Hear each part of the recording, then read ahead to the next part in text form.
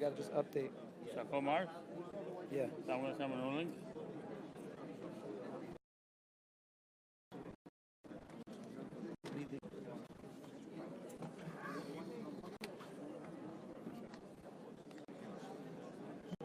I know he had to. He's going to change the link because he had to lower the stream because I guess too many people.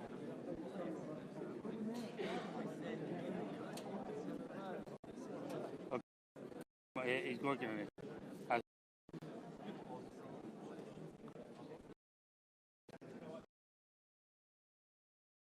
See, he was watching me. Hello. I know. And then the thing told me it's going to die because of the internet. So I. But if we leave it at that,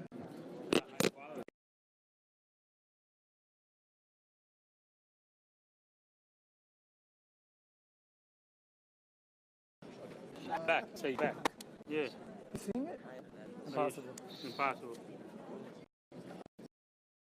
Me. He's seeing.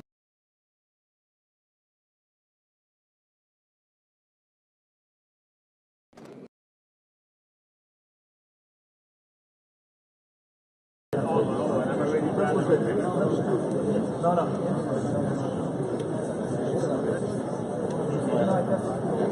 internet's going down.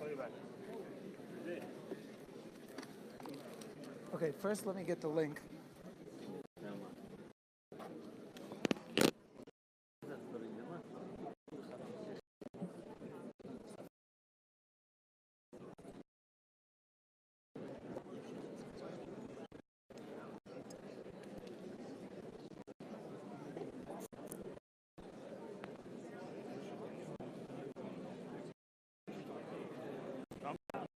Miss half a minute.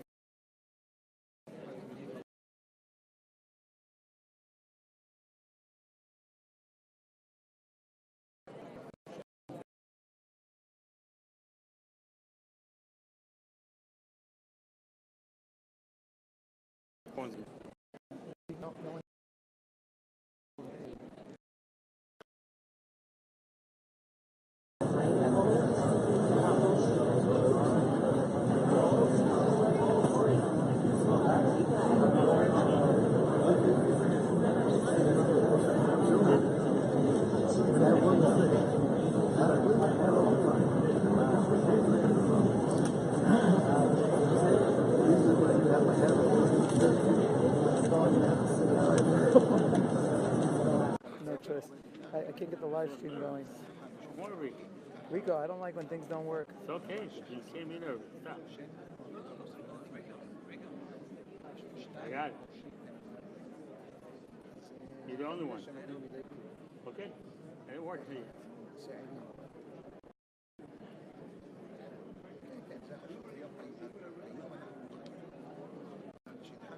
The only one that spoke about the rabbi. About your deacon. He told me. This class. Only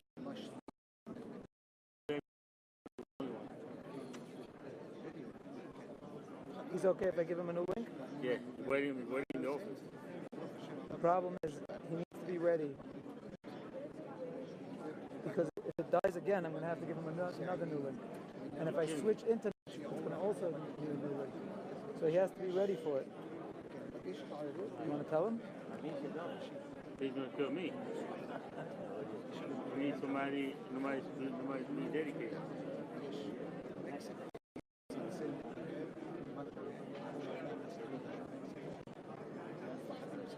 Are you connected to the machine now? Yeah. Let me ask a question. He's going to connect it soon. But if the live stream goes down and he has to redo it, you might need another link.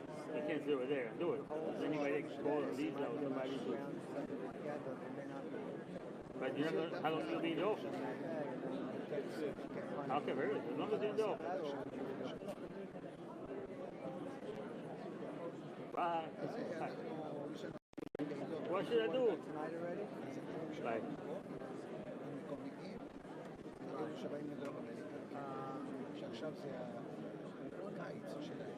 You working from your phone like in the laptop? Yeah. You see what I'm doing? Yeah. Stop being nervous. Oh, look at this. Your hands are shaking. No, they always shake. This. Wow. Yeah. They get a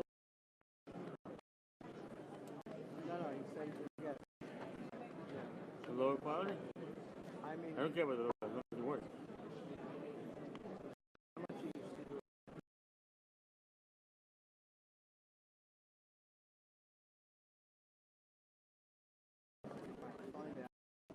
That's nice.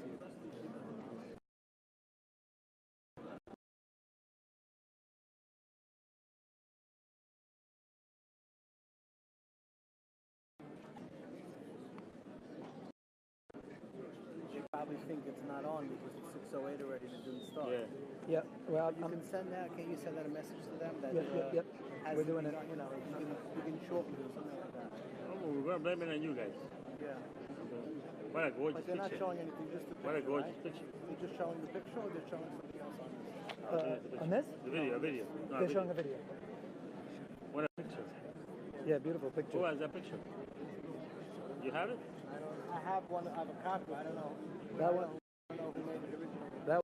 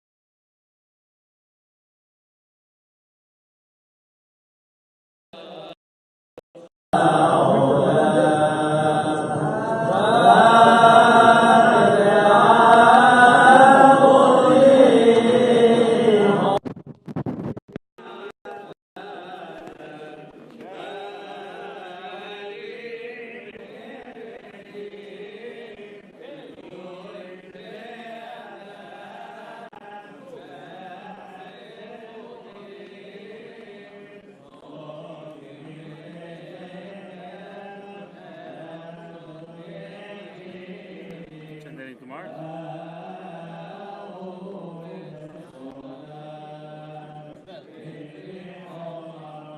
it's working here.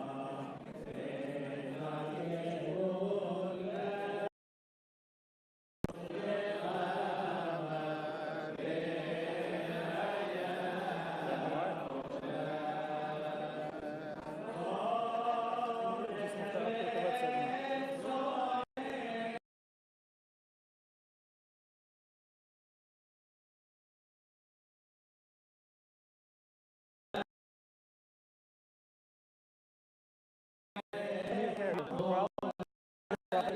I got you.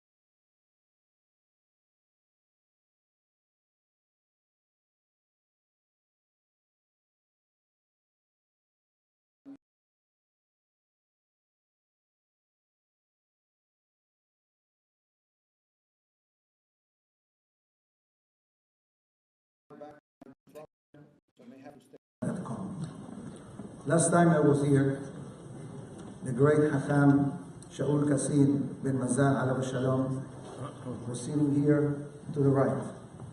But I'd like to go back in history, maybe 30 years ago, a bit more, when the great Rabbi alav shalom used to come to Miami Beach. Miami Beach in those days had plenty of kosher hotels with minyanim and shiurim.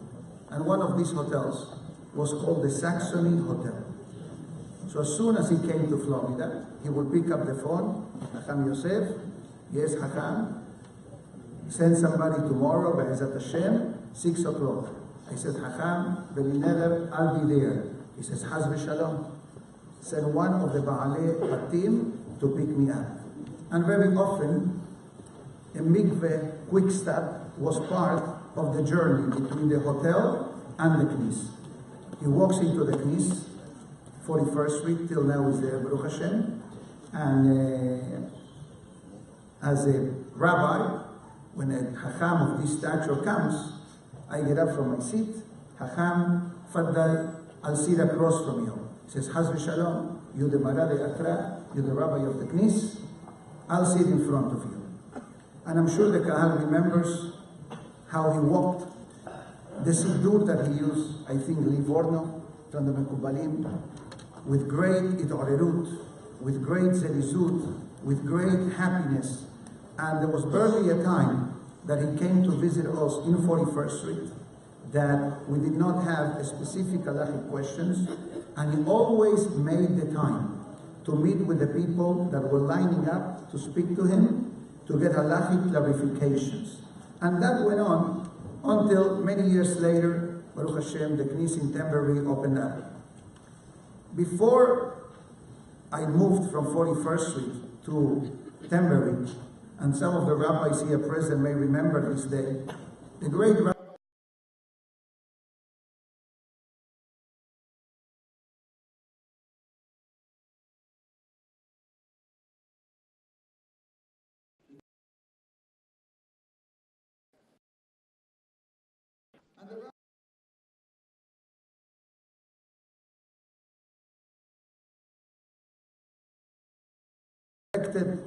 and what we need to make sure.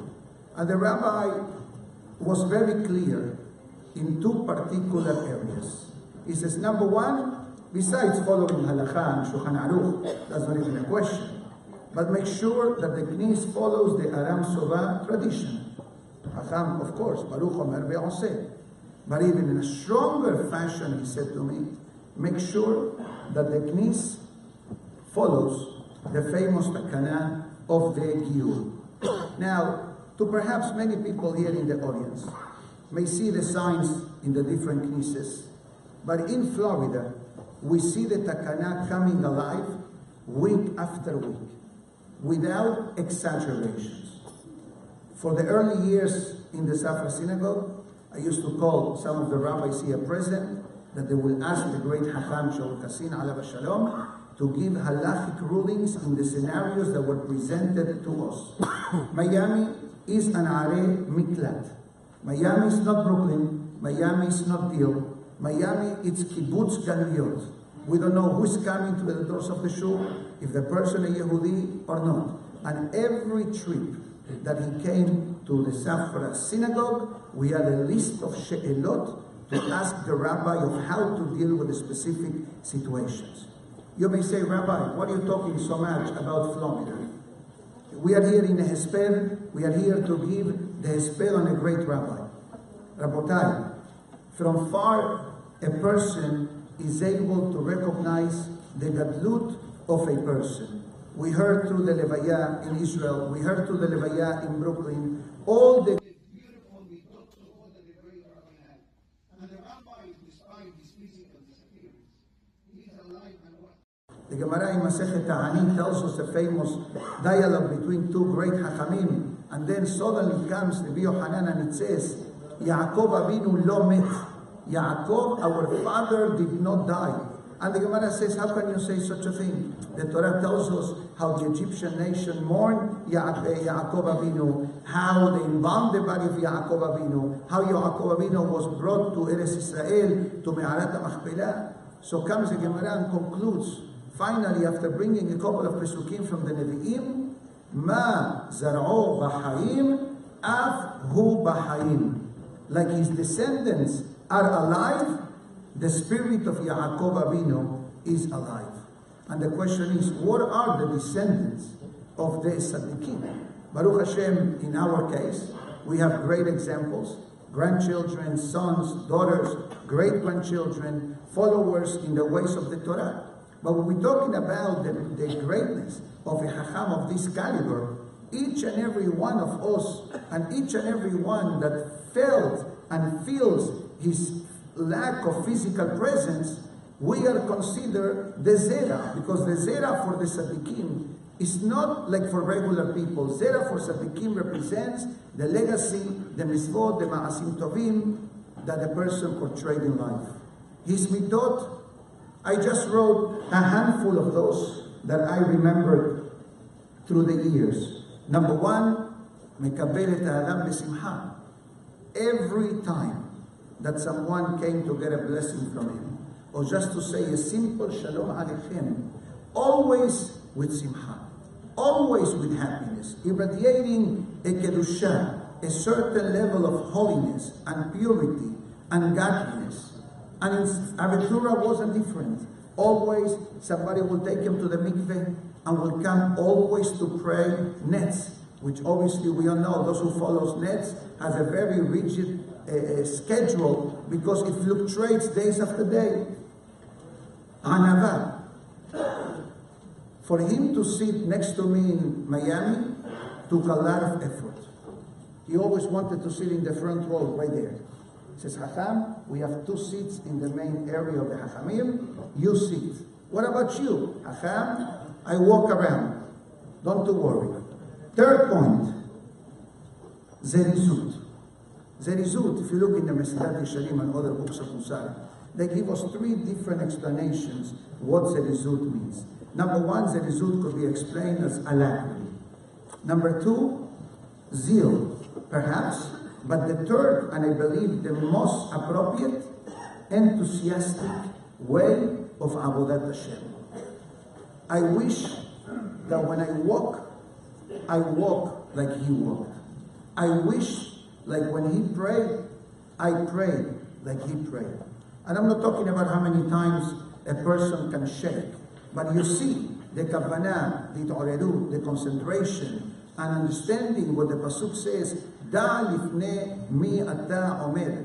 And then I discovered that among his siddur, he always had a plastified lamnaseach in the shape of the menorah that says, Shiviti Hashem lenegdi tamid. I place Borei Olam constantly in front of me. And that's not an easy thing to achieve in life. We believe in Hashem, and we know that Hashem exists, and we have emunah in HaKadosh Baruch Hu. But one thing is to know, and one thing is to feel it, and to sense it in every way of our life. I believe that there are a lot of Hachamim that they need to speak. So, in the name of our Kahal in Miami, Bila Mavet Anesach, death will be abolished forever. But as I said before, Mazal Oba Haim, Avhu Bahaim. He may be physically gone, but his memory, his good being, his love for everyone, his love for everyone, even when sometimes we had been challenging halachic questions that we needed to wait till the great rabbi came to Florida, he always dealt with it with silk gloves, with great amount of derecheres, with great amount of kavod beliot. So Be'ezat Hashem, may these words of Torah be for the elevation of the great Hacham, Shaul Rahamim ben Mazal, Tien Nishmato Selula B'Sor HaChaim. Amen. Oh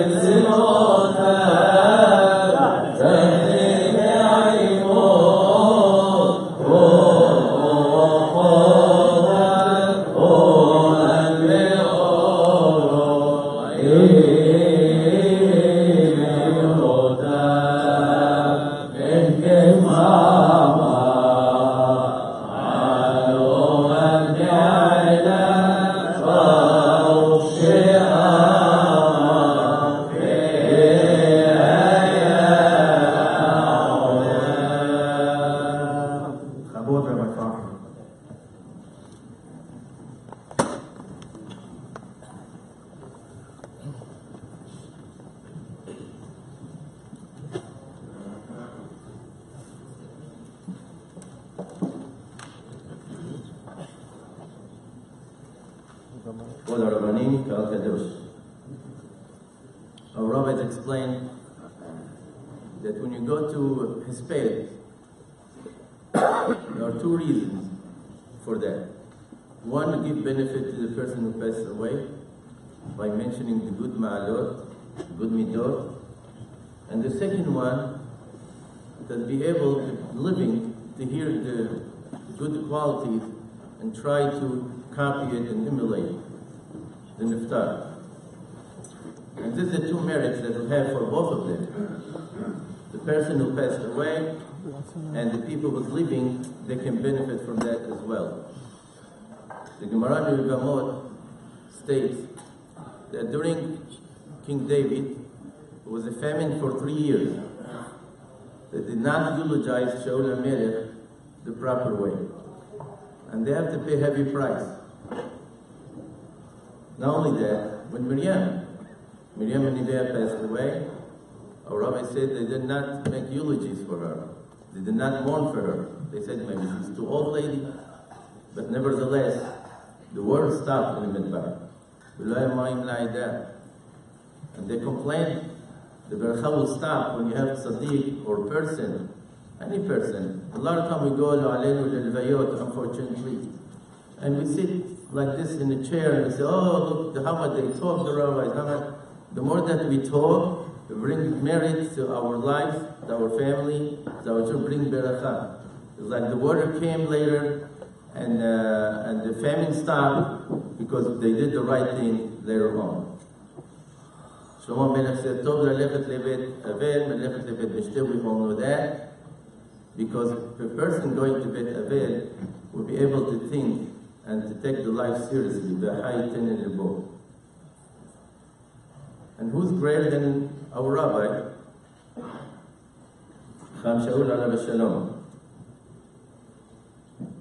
As Rabbi Galamidi said, I'm sure all the rabbis will never have a zechut also that he came to our shul in summer for many years. He used to visit us on Friday night and Shabbat afternoon.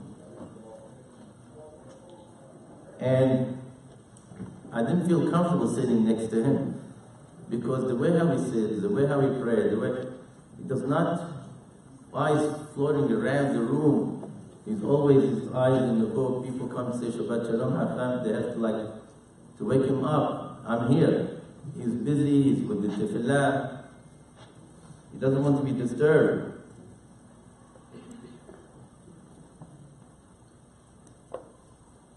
You know, when you see the way how he prays, he gets inspired. And he said, you know, I have to copy him. Unfortunately, people, they go to shul, you know, to socialize. They sit next to the people who I can talk to, but it's not what Chacham Shaul alav shalom. I would like to sit next to people who pray wholeheartedly. I get inspired from them. If you choose where to sit in Bet HaKnesset, sit next to one that you honor and respect the tefillah.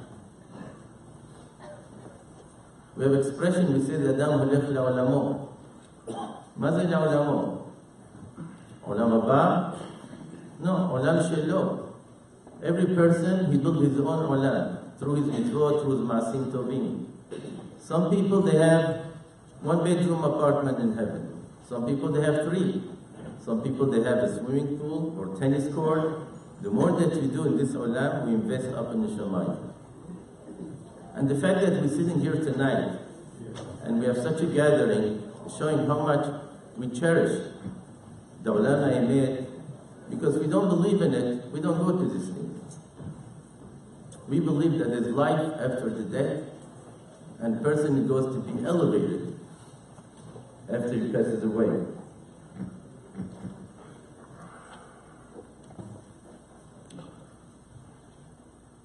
Baruch Hashem, he was zacha to live arifut yamim b'shanim. He raised mishpacha leteferet, yeladim, nechadim, ninin. And even outside of Bet HaKnesset, the way how he walks the shul, you look at it and you say, wow, I'm much younger than him, and I don't walk as fast as him. The result that he has, as we heard, is unbelievable. It can inspire other people. without saying a word to them. The way how he sits, the way how he talks, the way how he smiles. As David HaMelech said, Bet Hashem nalech beragesh.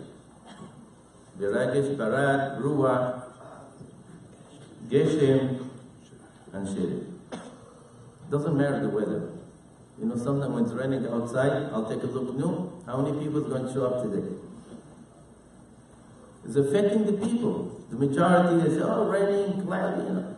We don't go to shul only when it's beautiful weather outside. It's not the tzalla. You go to Bet HaKnesset to study Hashem like you serve in the army. Doesn't matter the weather. You have to go to do the mission. He's really a role model for all of us. And the way how he talked to the rich, to the poor, the young and old, is no different.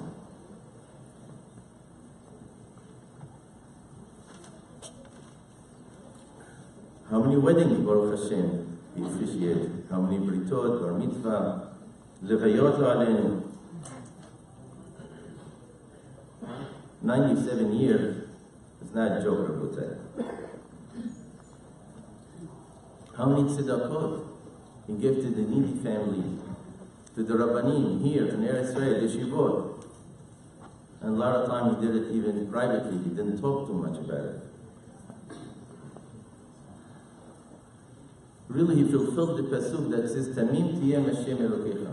When you serve God, it should be Tamim, not Hacham. Hacham like a wise guy to be. To make a deal, to make things, you know. No, Tamim tiyem Hashem Elokecha.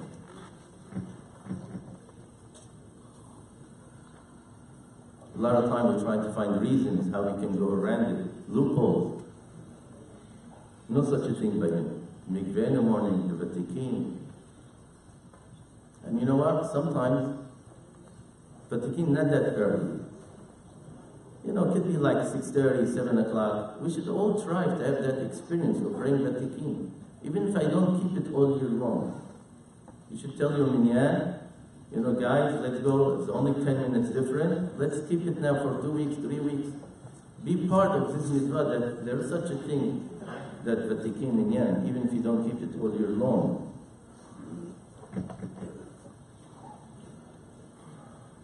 Every day we say, Namidah Petach Lifi B'Toratecha V'Harim Tzverdosh Nefshi. We read it so quick. So one time I was reading in English. So I opened up. You know, we get used to certain language. And it becomes a routine. Petach Lifi B'Toratecha V'Harim Tzverdosh Nefshi.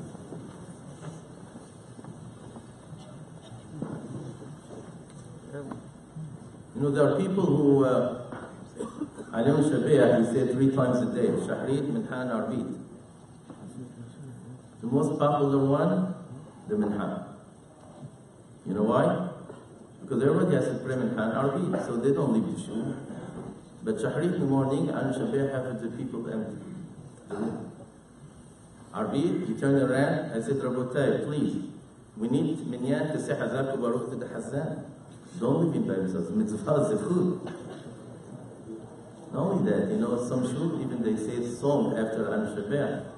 I was in my son's this past Shabbat, and they were singing Igdal Elokim Hay Shabbat. It was beautiful. Everybody sat down after An Shabbat, no rushing out. You know what the Tefillah, An Shabbat? This is showing how much we adore and we cherish the mitzvah of Tefillah. If I'm rushing it, or I'll take my time. I'm not saying to stay half hour after that, but even 2 minutes. After that, you say 1 chapter of Tehillim, tremendous matter. You know, Shabbat's over, 7:40. If you finish 7:42, Rabbi, they give look at the watch. This is not Shomer Shabbat. I know you're Shomer Shabbat, but really, Shomer Shabbat is the feeling that we look towards Shabbat and how we exit Shabbat. I see Baruch Hashem people sitting and reading. What a beautiful tefillah. Bring barefoot for the whole week.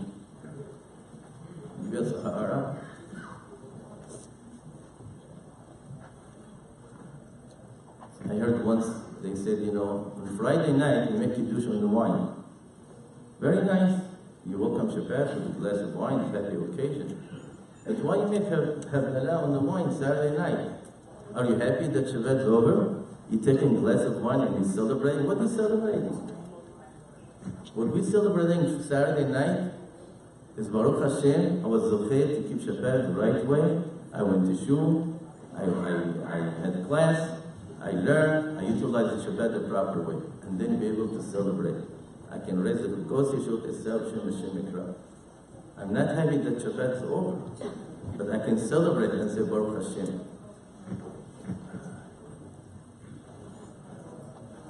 We just had the holiday of Hanukkah, and Saturday night we do in the shul, as we all know, we light the candles, menorah, and then we do Havdalah. Against the rule. What's the rule? Tadir Rishon or Tadir? Tadir Kodem. We're supposed to do Havdalah first, and then Hanukkah. Hanukkah once a year, Havdalah every week. In the house is what we should do. But in shul we do the opposite. Why? So our rabbi said, you know why? Because we would like to extend the Shabbat a few minutes extra. Listen to the concept. We changed the rule Tadir, Shenu Tadir, we put it aside, and we'd like to have a zechut for people to extend Shabbat. Whether one, how long takes to light the menorah? 2 minutes? Yes, it's worth it.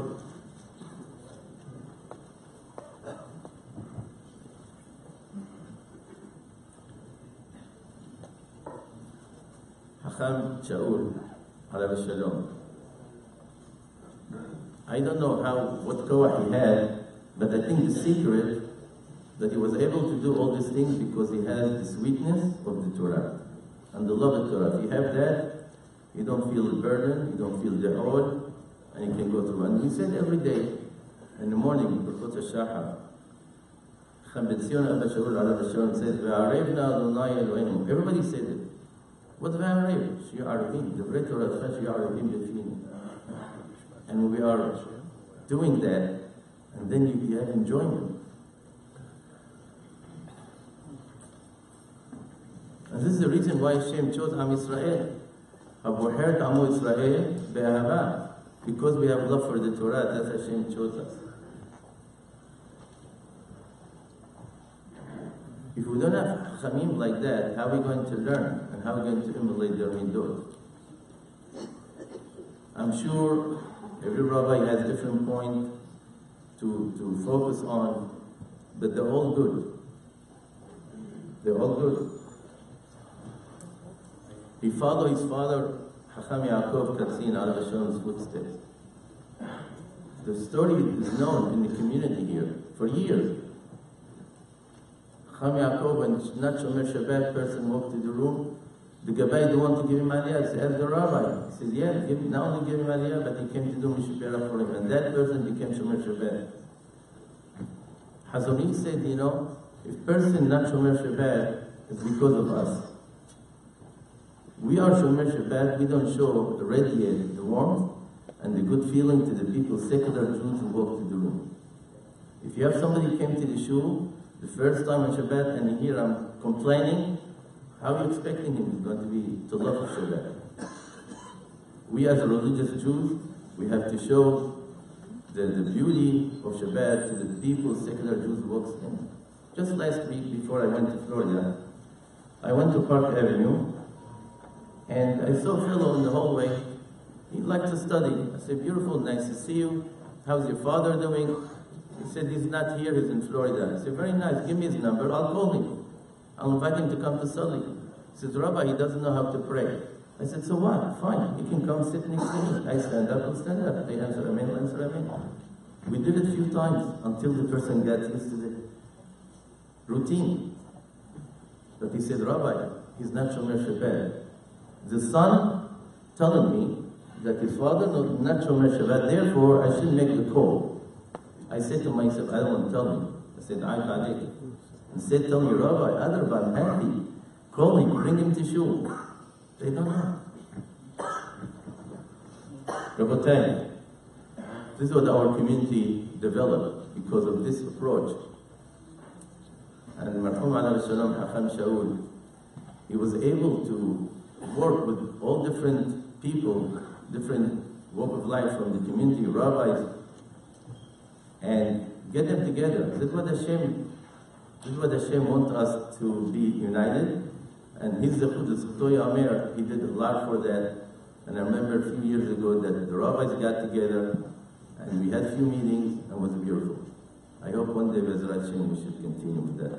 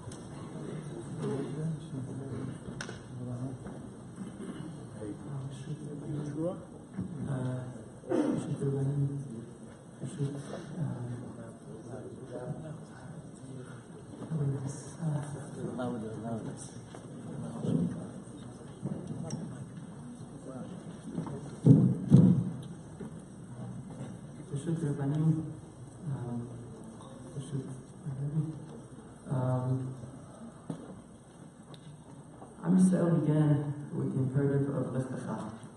Abraham was asked to extract himself from all the layers of his attachments, the patriotism of his nation, the emotional bonds to his homeland, and the support of his father's home. The birth of Klal Yisrael was contingent on these detachments.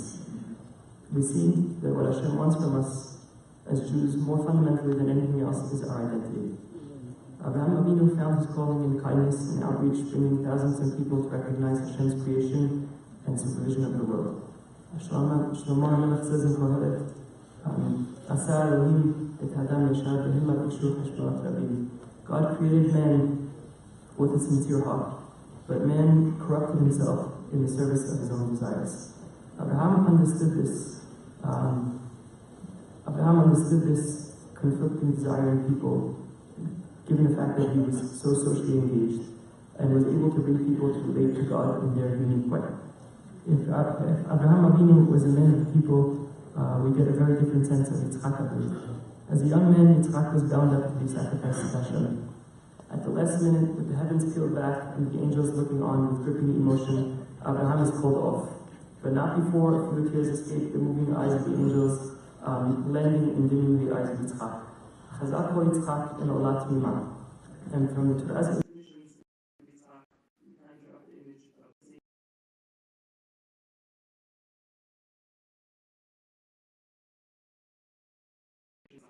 As it relates to his children, as many egregious sins, and Yitzchak still favors him over Yaakov, who spends his days in the tent of Torah. Yitzchak Avinu was an Olat Mimah. He didn't have to negotiate competing identities as his father did, and didn't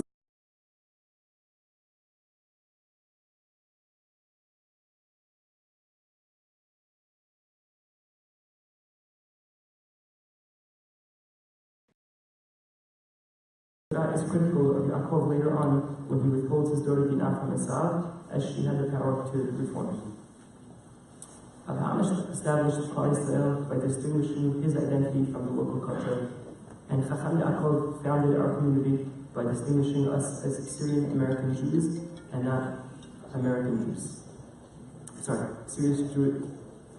Distinguishing us as Syrian Jewish Americans and not American Jews. Abraham was socially active, understanding people's competing impulses, and Chacham Yaakov was legendary in his incisive wisdom in guiding people towards a patient, peaceful resolution of their inner tensions.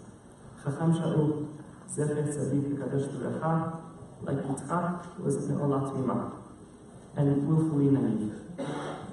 He saw one community with left and right hands sincerely attempting to root people in the Torah and their traditions.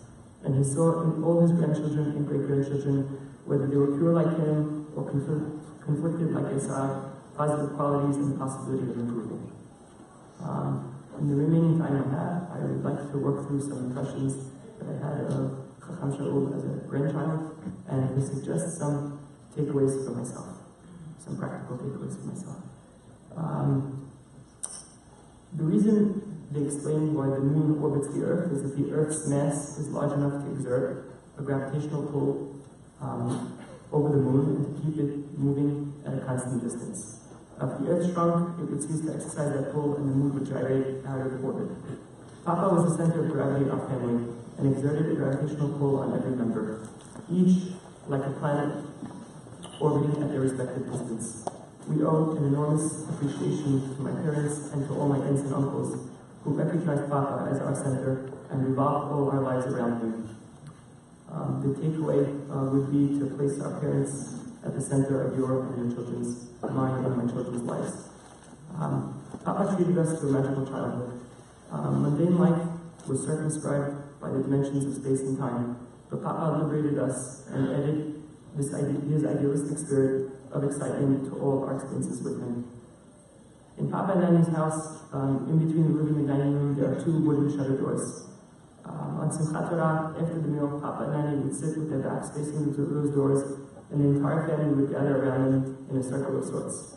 Papa would then call the names of every single family member and throw them a bag of lavas. We waited for Papa to call our name and to catch the lavas that he threw us. And after all the names were called, Papa would romantically present Annie with a big box of lavas wrapped in a white bow, and she would blush in receiving it over our cheers in the background. Takeaway would be to create rituals and traditions that our children will look forward to. The most impressionable part of our exciting trips to Israel with Papa were our visits to Haram Nufot, where we went with Papa to visit Sito and then Jiddo after he joined her. We passed the arch to enter the Chakat Rabbani and became enveloped by this serenity. Perched on the edge of the mountain overlooking the Judean hills, there were cypress trees and the sound of pebbles as Papa walked between the gravestones. He would pass his finger over the headstones, reading us the names and explain to us who they were. These were great sages Papa knew when he was young, grew up in Yerushalayim, and many of the names we could recognize. Ades, Raful, Hadaya, Atiya. It was there that we found ourselves, what history had to say about us, and what the future expected of us. The takeaway would be to root our children in their past. Papa was always in trouble with Nanny for not taking care of himself, for coming home too late, for not eating, and for getting too involved in the kitchen. When Papa felt himself cornered with Nanny saying, "Shaul, you never listened to me," and he had no way of defending himself, he would pull out his parachute. This huge grin would form, and he would explode in laughter, which was his way of diffusing the tension of the situation. Takeaway would be employ humor at home to diffuse tensions. Getting a bracha from Papa was a highlight that we never tired from. The soft touches of his hands and how he slowly uttered each word, Papa never told us he loved us, but we walked away each time with a warm feeling of being protected, of being loved by him, and feeling loved by Hashem. Takeaway, impart feelings of protection, warmth, and love to our children. The only precedent we had for this week was the passing of Hacham Yaakov. I remember my father taking me and my younger brother to Papa's house the night of the Hacham Yaakov passed away. We sat right next to him on the dining room table as he called up Annie in Israel to tell them the news. I remember him crying bitterly, repeating the words, Nachla Atele B'Shenu. At some point, Annie insisted Papa eat dinner. I remember sitting next to Papa on the yellow and brown chairs in the kitchen and looking up at him as Nanny filled up his spoon with eggs and tomatoes as he ate without a bracha. The passing of Hacham Yaakov was devastating for Papa, who understood who his father was and to whom his father was his whole world. The last thing I could imagine Papa wanted in that moment was to be followed around by two magnanimous kids who didn't first begin to understand his loss. But he never turned to my father and said, "Avi, please take the kids home," or "Avi, please give me some space." Takeaway: allow our children to share in our experiences and dignify, never dismiss their parents. In Magnanimous High School, let's just say I had an excessive amount of school spirit. I I became such a disruption that the school decided it was time for me to go.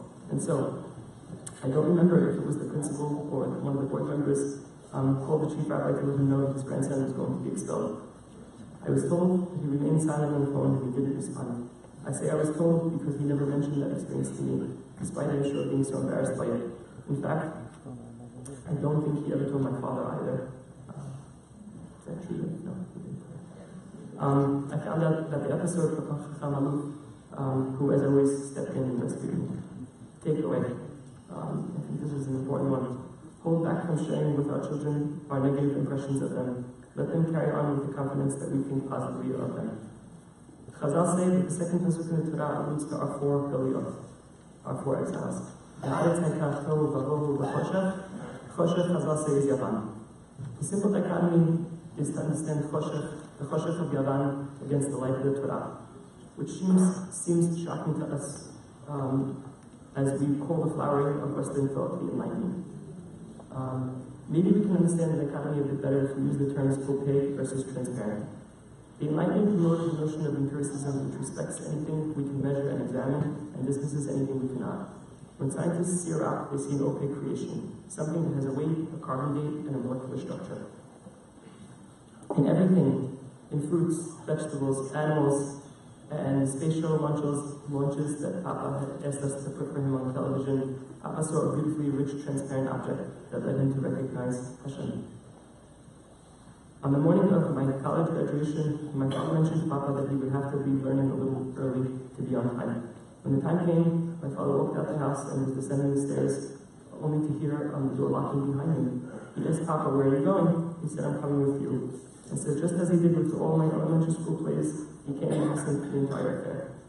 When it was over, we have a picture of me in a purple gown, kissing my father's hand, Papa looking on with a huge smile, with his worn-out copious sail tucked under his arm. What a discordant image. Papa with his copious sail standing under the arch in Washington Square Park that was modeled on the Arch of Titus in Rome. Did he know that while he saw Shaul and everything, we were being Hellenized to see Marx, Darwin, Freud, and Nietzsche? Papa was his Chagavinu, and he was so proud of his grandchildren who were, like him, studying Torah in Kollel without having to negotiate the identity between the Torah and Western culture. But he also understood that many of his grandchildren and great-grandchildren would struggle with their identity, and he came to support us and to let us know we were still good in his eyes. Motzei Shabbat, Reshat Yeshiv, we got the call, and everyone ran out of their house with the shirts on their backs. They rushed to the hospital room, but it was too late. I saw this magnificent Sefer Torah lying there in the bed, and this flood tide of emotion came gushing forth. The voice of two men, one sacred, one profane, kept replying in my mind. This body that lived in symbiotic harmony with its soul, was glowing with its supernal light. The image recalled the words of Rabbi Akiva, where he lamented that this beautiful Roman figure would be interred in the ground. I found myself rejecting the second voice. "No," I said. "Look at this angelic image in front of you. He came from Adam, whose skin was so luminous that his pupil dimmed in the light of the sun, not from an ape. Call me atavistic, primitive, reactionary, but I can't believe in evolution after witnessing this sight. Takeaway. I have to improve so when my grandchildren stand at the foot of my bed after 120 years, they don't hear Darwin's cynical whisper of natural selection, but rather the thundering voice of the Pasuk declaring, Na'aseh Adam b'Tzelem k'dmutenu." Baba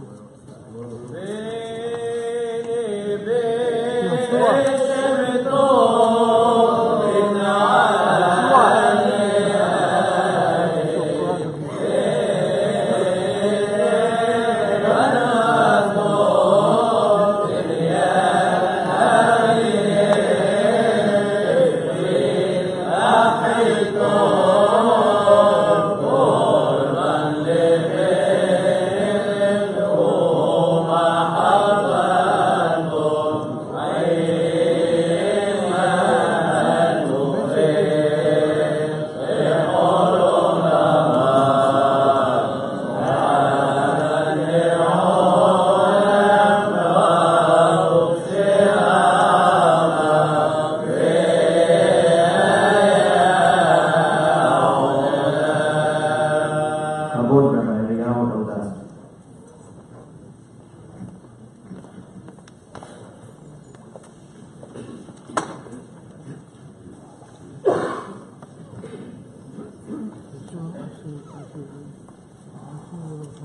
כבוד הרבנים, כבוד משפחת חסין, ladies and gentlemen, we are gathered here this evening for the Hesped Shiva of a great spiritual leader, a great Talmid Hacham, a well-known rabbi who was respected and admired by all, a jewel of our community. Adam Kadosh, Ben Kedoshim, Rabbi Adon, Chief Rabbi Shaul Yaakov Kassim, Zichrono Livracha, whose holy neshama was reclaimed by the Borei Olam to join other neshamot kedushot in Gan Eden. The news of the passing away of our beloved Chief Rabbi traveled quickly, and the shock waves touched the hearts of everyone. During the Levaya, the place was overflowed with people, men, women, laymen and rabbis, young and old. We chose the love, affection, appreciation, and high respect everyone in the community felt for Rabbi Kassim Zichrono Livracha. And rightfully so.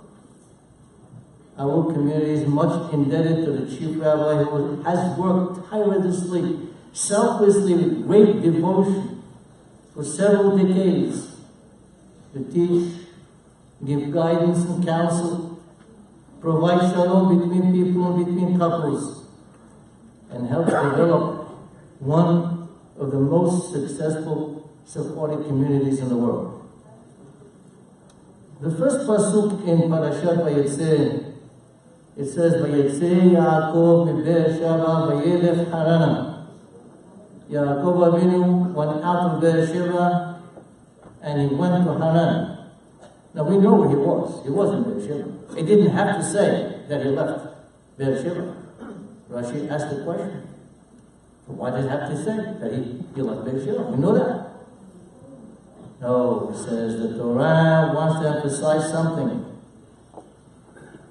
It means something more than just a physical act of leaving the town.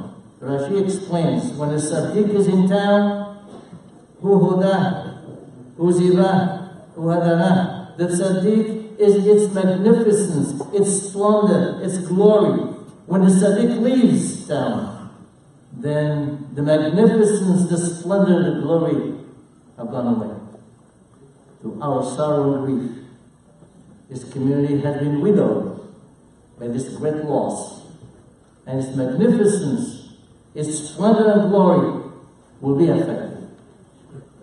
It's very difficult to describe in a few minutes the holiness, the purity, the humility, the ethical behavior, the gentle and kind conduct of Chief Rabbi Kassim. These are great virtues which he used successfully to interact with people in this community. Actually, even hours wouldn't be sufficient. Yet, since I had the privilege of knowing him for many, many years, working with him for many years, I would like to say something about him. It is said that Rabbi Shimon Bar Yochai, had three things that he loved most. Ahavat Torah, love for Torah. Ahavat Israel, love for Israel. Ahavat Eretz Israel, and love for the Holy Land. I think we can safely say that Rabbi Kassim Zichrono Livracha has followed closely the path of the great tzaddik, Rabbi Shimon Bar Yochai. Torah, that was his life, his spiritual nourishment. He studied Torah constantly. He taught Torah to hundreds of students. He gave rulings on halakha. When I had a question myself, I've turned to him for clarification. Also, he tried very much to spread the Torah in the community. Ahavat Israel, He loved the people in the community, and he felt for them. The Torah says that when Moshe Rabbeinu went out to see his brethren as slaves working so hard, it says, Vayar v'siblotan. He saw their burden. This is not a physical sight. He felt from his heart. Rashi says, he actually felt their pain. He was part of them. That's the way Hacham, Shaul, I remember once, happened to be with him. There was a couple. And the man wanted to divorce his wife. And the wife, she didn't want to. She wanted to try it. He sat for 3 hours. I was there. 3 hours trying to convince this man that I could go back and try again. He felt the pain of that woman. He felt it. He was talking from his heart. I couldn't believe how much he could say about going back. You know what? He succeeded. Devarim hayutzim min halev nichnasim lalev. He was talking to someone. It hit home. Eretz Israel, you love Eretz Israel. He helped financially many religious institutions, many poor and needy people. Israel was to him not just a state or a country, like we think of France and England and America or Japan. It was the Holy Land, the land given to us by the Borei Olam, the land we've been aspiring for and praying for 2,000 years. Aside from all this outstanding midot, many of the rabbis have spoken about them. I'd like to mention something else. In Melachim, Bet, Kaf, brings a little story about King Hiskiyahu. King Hiskiyahu was a tzaddik. Unlike the vast majority of the other kings, unfortunately, they were on Avodah. He was one of the few that was a tzaddik. Yet, he got sick. Yeshayahu Navi came to him. He said to him, start making a will, whatever, figure out what to do. Why? He told him, he's going to die and not live. What do you mean, die not? Of course, if he dies, not going to live. Now she says, he's going to die in this world. He's not going to live in Olam Haba. Why? Big tzaddik, he was almost a Mashiach. So he says to him, because you did not get married and have children. Wait a minute. Look, a big tzaddik like me, look what I've done. My entire kingdom, even little kids are studying Torah. Little kids know even the halachot of Kedusha B'Tahara and Tumah.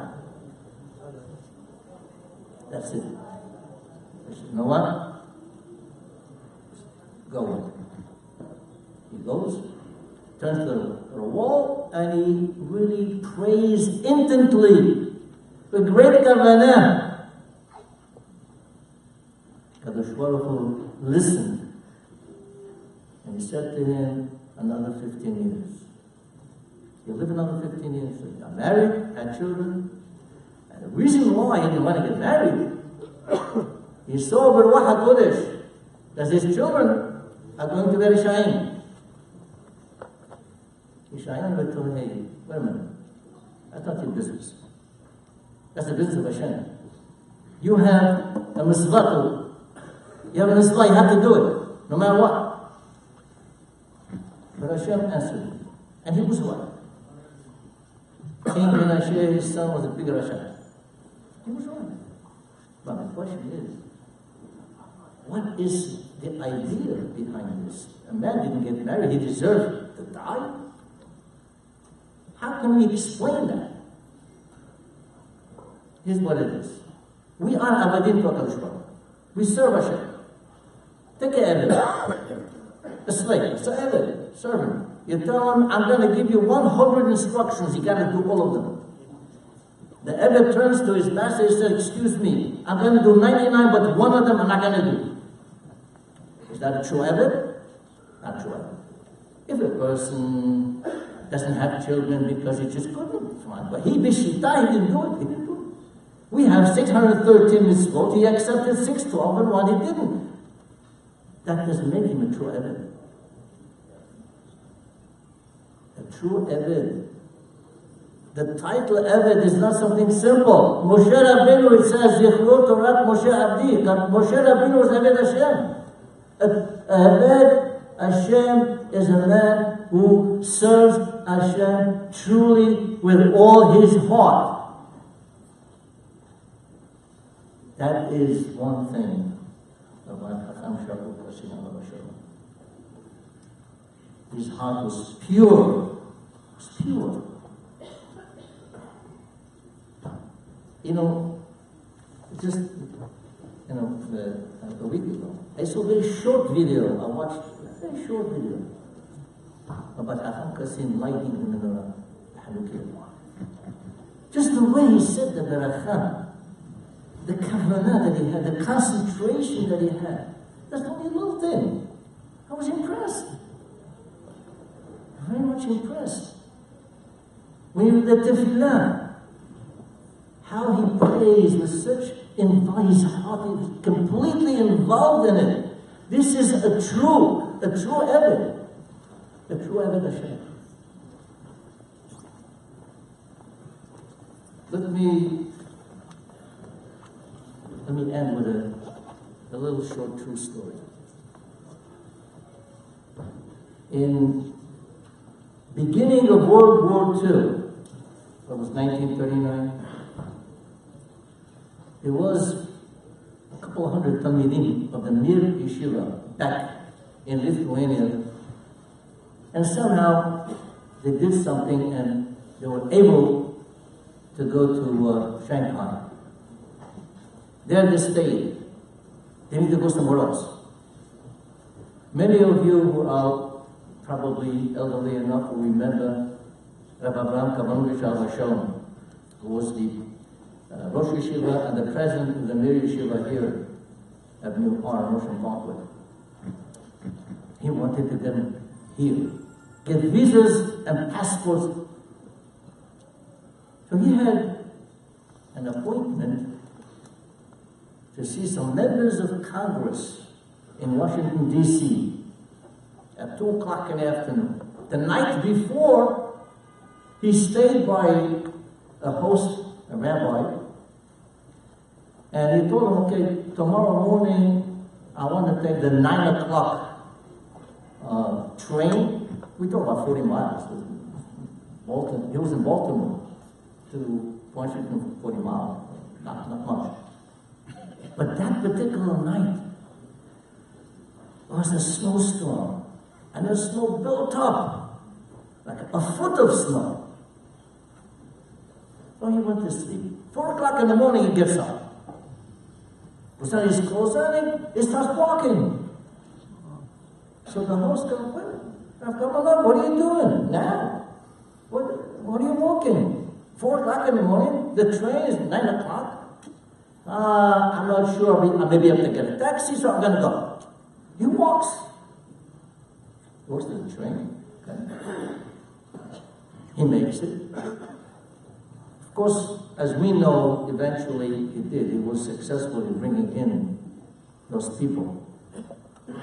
But then, sometime later, he met that same rabbi. He says to him, "Why did you have to leave? What was the rush? Even if you had missed that one, you could take the next one. You still make your appointment at 2 o'clock in the afternoon."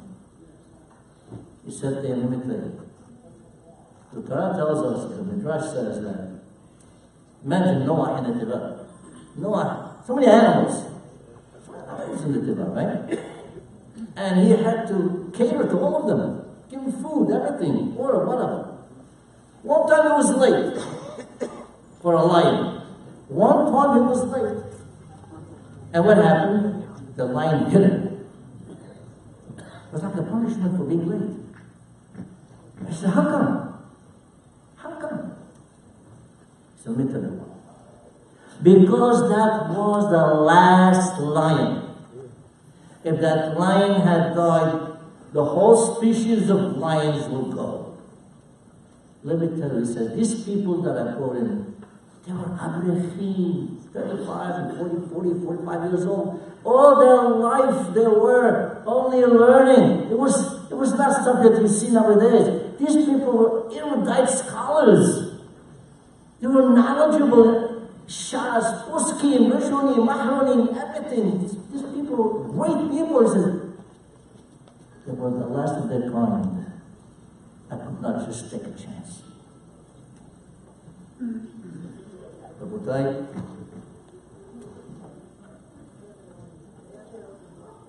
Hacham Shaul was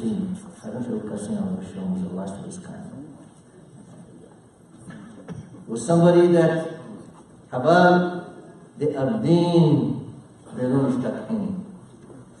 Rabbi Kassim incorporated several qualities which, when combined together, you will not find in one person.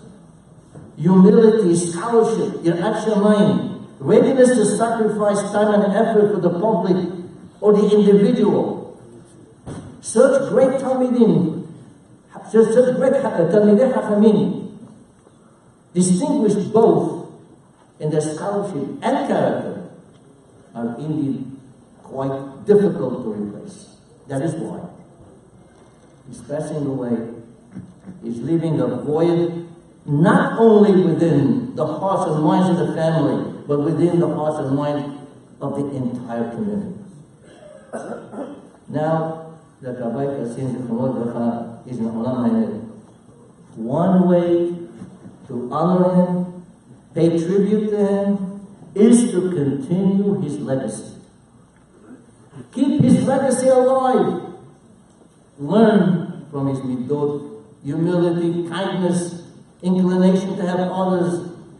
Emphasize respect, observance of our mitzvot and traditions. These are the midot he lived for.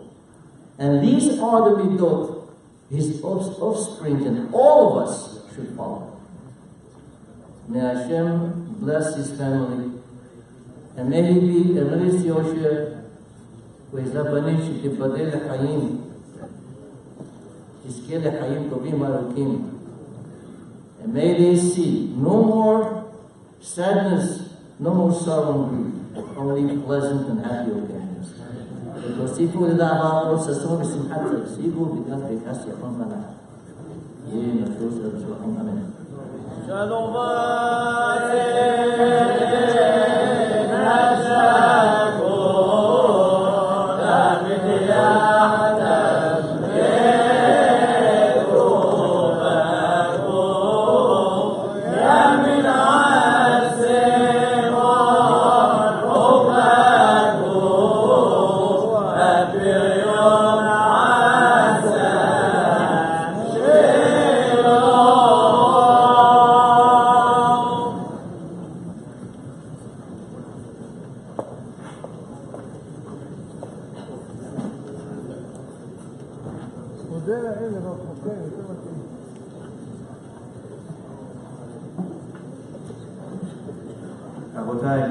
I would like to respectfully request from all speakers, and I speak to myself first because I'm also going to speak soon, that we try to limit the speeches to about 7-8 minutes apiece. We have a lot of people that are going to speak, if you can. I would like to call on the Kavod Rabbi Reini Data.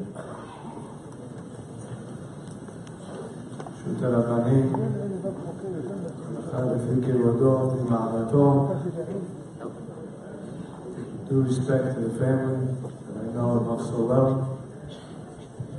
I walk the streets a lot of Manhattan. I my oasis is their kitchen. I feel so welcome walking in and sitting down.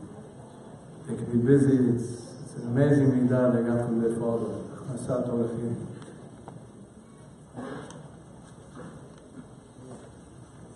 When you have a man like this, and you can't comprehend who he is or what he is, it's just above your comprehension, a good place to start is where did he come from? I was fortunate by the time I was 15 to spend time in Magen David 67th, to be bar mitzvah in 1756 Ocean Parkway, better known as Shaul Zion, and then to end up over here. Hacham Yaakov, whose yortzeit was this afternoon, Alav Shalom, was a figure in my mind of what a gadol, what a rabbi, a great rabbi is. And growing up, as easygoing as he was, everybody had a respect and an awe for Hacham Yaakov. If the rabbi said, I could use my best English, chalas. I grew up with that picture of what a great rabbi is, and lost touch because we were one of the first families here on Ocean Parkway. But then when he moved here, much later than most, I was fortunate to have him stand right here, being a Seder Kiddushin at my wedding. From head to the shiny shoes. Who could forget that image? I remember being asked by, I think it was Jacob, Friday night, the rabbi was older and not feeling well, and on East 3rd Street there was a minyan. He said, could you come? We need a minyan. I said, can I bring my kids? I brought 2 little boys from Avenue O. We walked here, and he was sitting in the chair with that same concentration on the sefer that I had gotten to know. And I said, this is a gadol. My children are so lucky they saw him. That was Hacham Shaul's father. You say, where do you get such anava?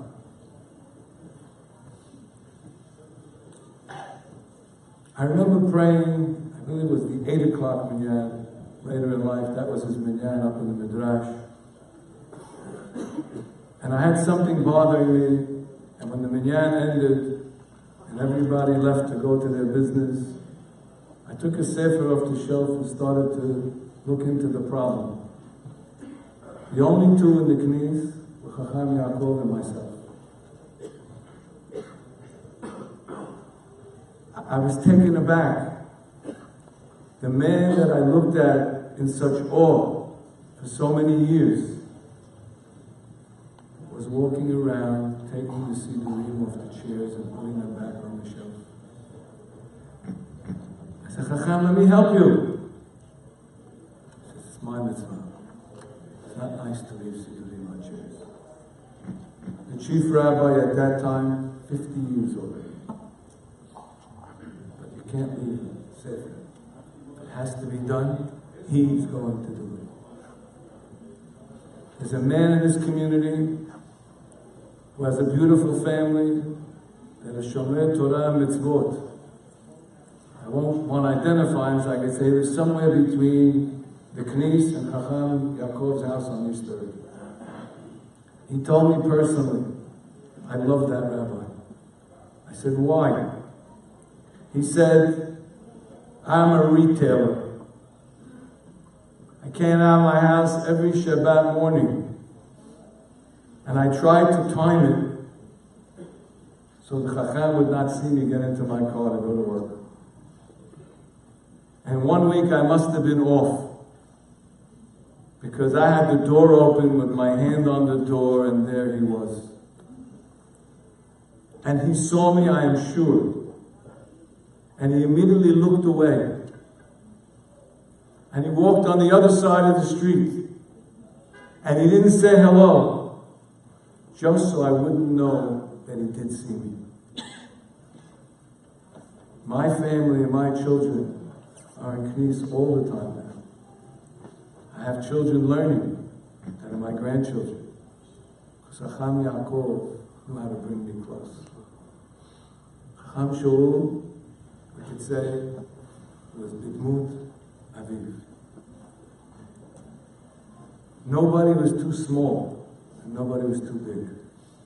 Everybody was Yehudi.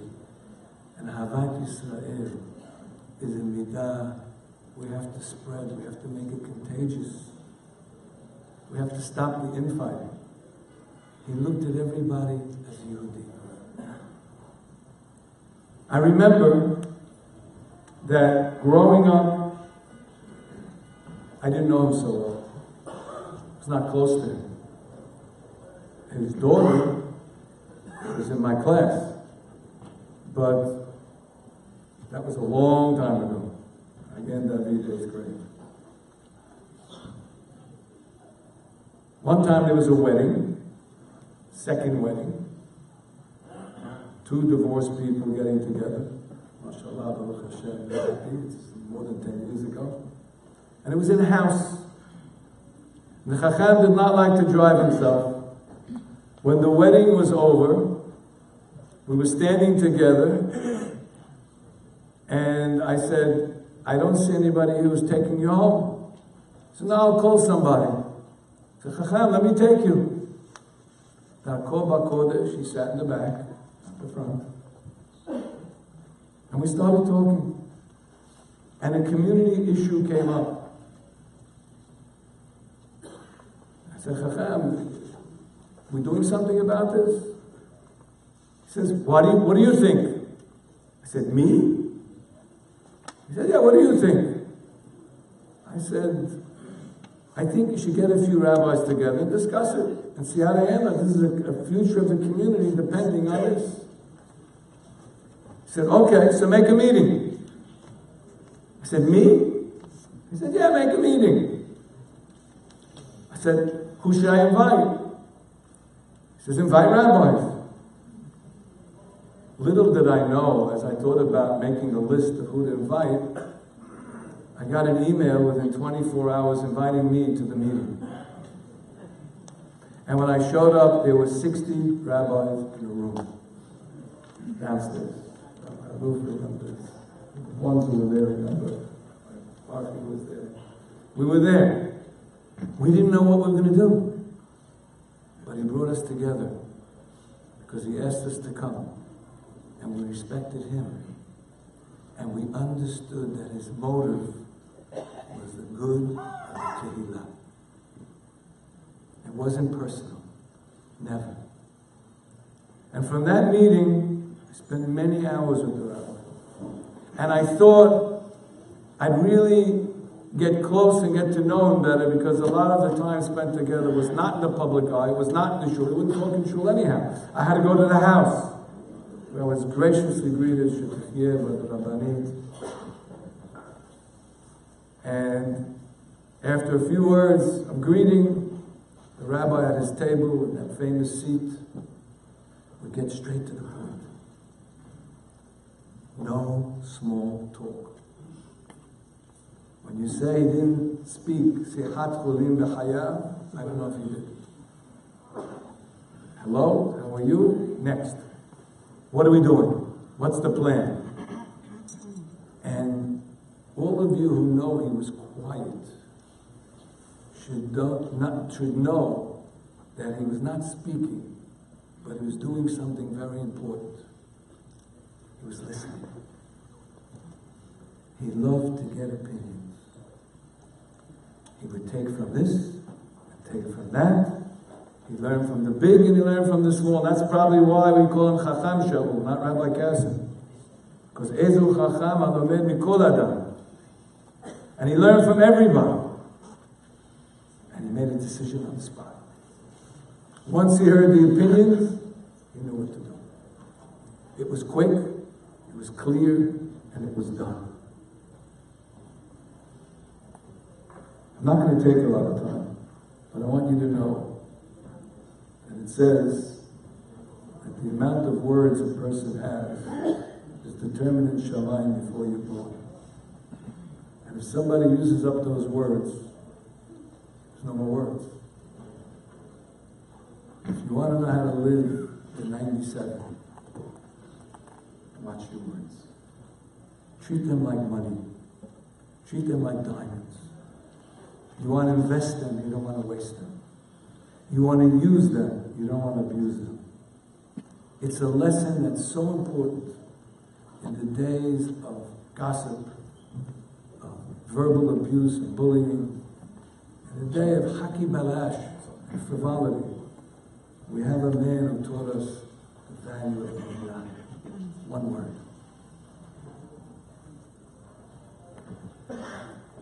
One last thing that impressed me. There was an incident, not the best time for this community, not the best time in our lives. Hacham Shaul had rabbis in his house every day. The first stop was first minyan, Sharet Zion, for anybody who got off the plane. And he would write checks and write checks and write checks. And I came to see him, and I knew that his account had to be closed. And he was writing checks. So I asked one of my good friends privately, one of his children, I was in the house. Your father was writing checks. And I don't understand. The account was closed. He said he got depressed that he couldn't write checks to tzedakah. So we opened an account on the side and we let him write checks. He loved mitzvot. He loved what he did. He did it silently and quietly. He really was a special man who gave his life 97 years to teaching and learning. I'd like to just read this little paper as I was sitting down deciding what to say and what to leave out, because I did plan on 7 to 8 minutes. Shetika, it spells his name, Shaul ben Mazal. Shin, Shetika chotamo u'mitzvot ba'ahava. Aleph, Ihed chachamim לטובת הקהילה. ותיק ערב הבוקר לקראת תפילה. למד, לשונו לא ידע חולין בשיחה. בנה עם רעייתו, שתחיה, משפחה מפוארה, נלמד ממנו מידת הענווה. מזל, אמן. מסורת אבותינו שמר בחוזקה. זרענו טהורים בזכות התקנה. לימד כולנו מצעירות עד זקנה. תהיה נפשו בצורה חיים. חזק וברוך. עוד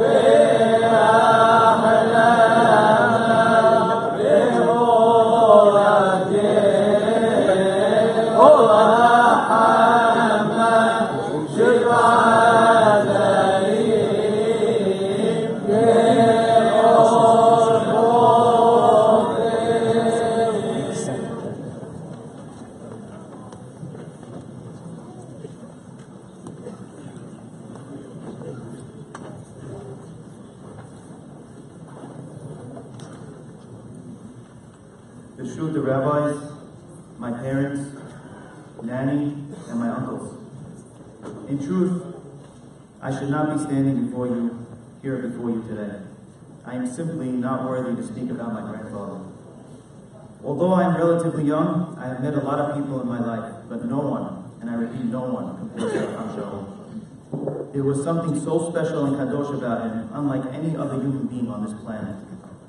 He was indeed a throwback from another era, the type of which you read about in the Gemara and in books about tzaddikim of yesteryear. Nothing mattered to him except to serve Hashem and do His will. Sof davar hakol nishma, et alim yera, ve'et mitzvotav shemor, ki zeh kol ha'adam. This was Hacham Shaul. Everything he ever did revolved around learning Torah, keeping mitzvot, and helping the community. It was never, not even for a moment, ever about him. When we read every Monday Anshe Emunah Abadu, this was my grandfather. He was one of those Anshe Emunah, sitting right there amongst us all along. Indeed, he was like a malach sent to us by Hashem, a most precious gift we enjoyed for 97 years. Papa had just about every good midah a person could have. He was the full package if there ever was one. If you didn't know him well, then I can tell you with certainty that everything you heard about him in the last few days is true and then some. I personally learned a lot from Papa over the years, sometimes by just observing him, and sometimes from the direct interaction we had together. But today, I want to focus on 3 specific midot which he taught me by his actions. First, Noseh be'ol m'havero. Second, what I call Mi LaHashem Elai. And last but not least, bitachon and perseverance. One time, I was walking home with him from shul, and we started talking about the tuition crisis in the community. I mentioned to him that I know personally some people that decided to limit the amount of children they have due to the rising tuition costs. They figured, why should I put myself in a bind? Situation is not improving, so why not less kids live better? When he heard about this, you can see how visibly disturbed he was. It was like he was suddenly engulfed and worried. He started explaining to me how valuable each neshama is to bring to this world, how a person must have bitachon that Hashem will always help, and how each child is a world unto himself. He went on and on the entire way home, and I couldn't get another word in. He felt so bad. And it wasn't like it was his kids or his grandkids, but the fact that there existed people in the community who were suffering like this, so much so that they were deliberately they were having less kids, it hit home in his heart. Generally, we all talk about people and problems all the time, but it goes in one ear and out the other.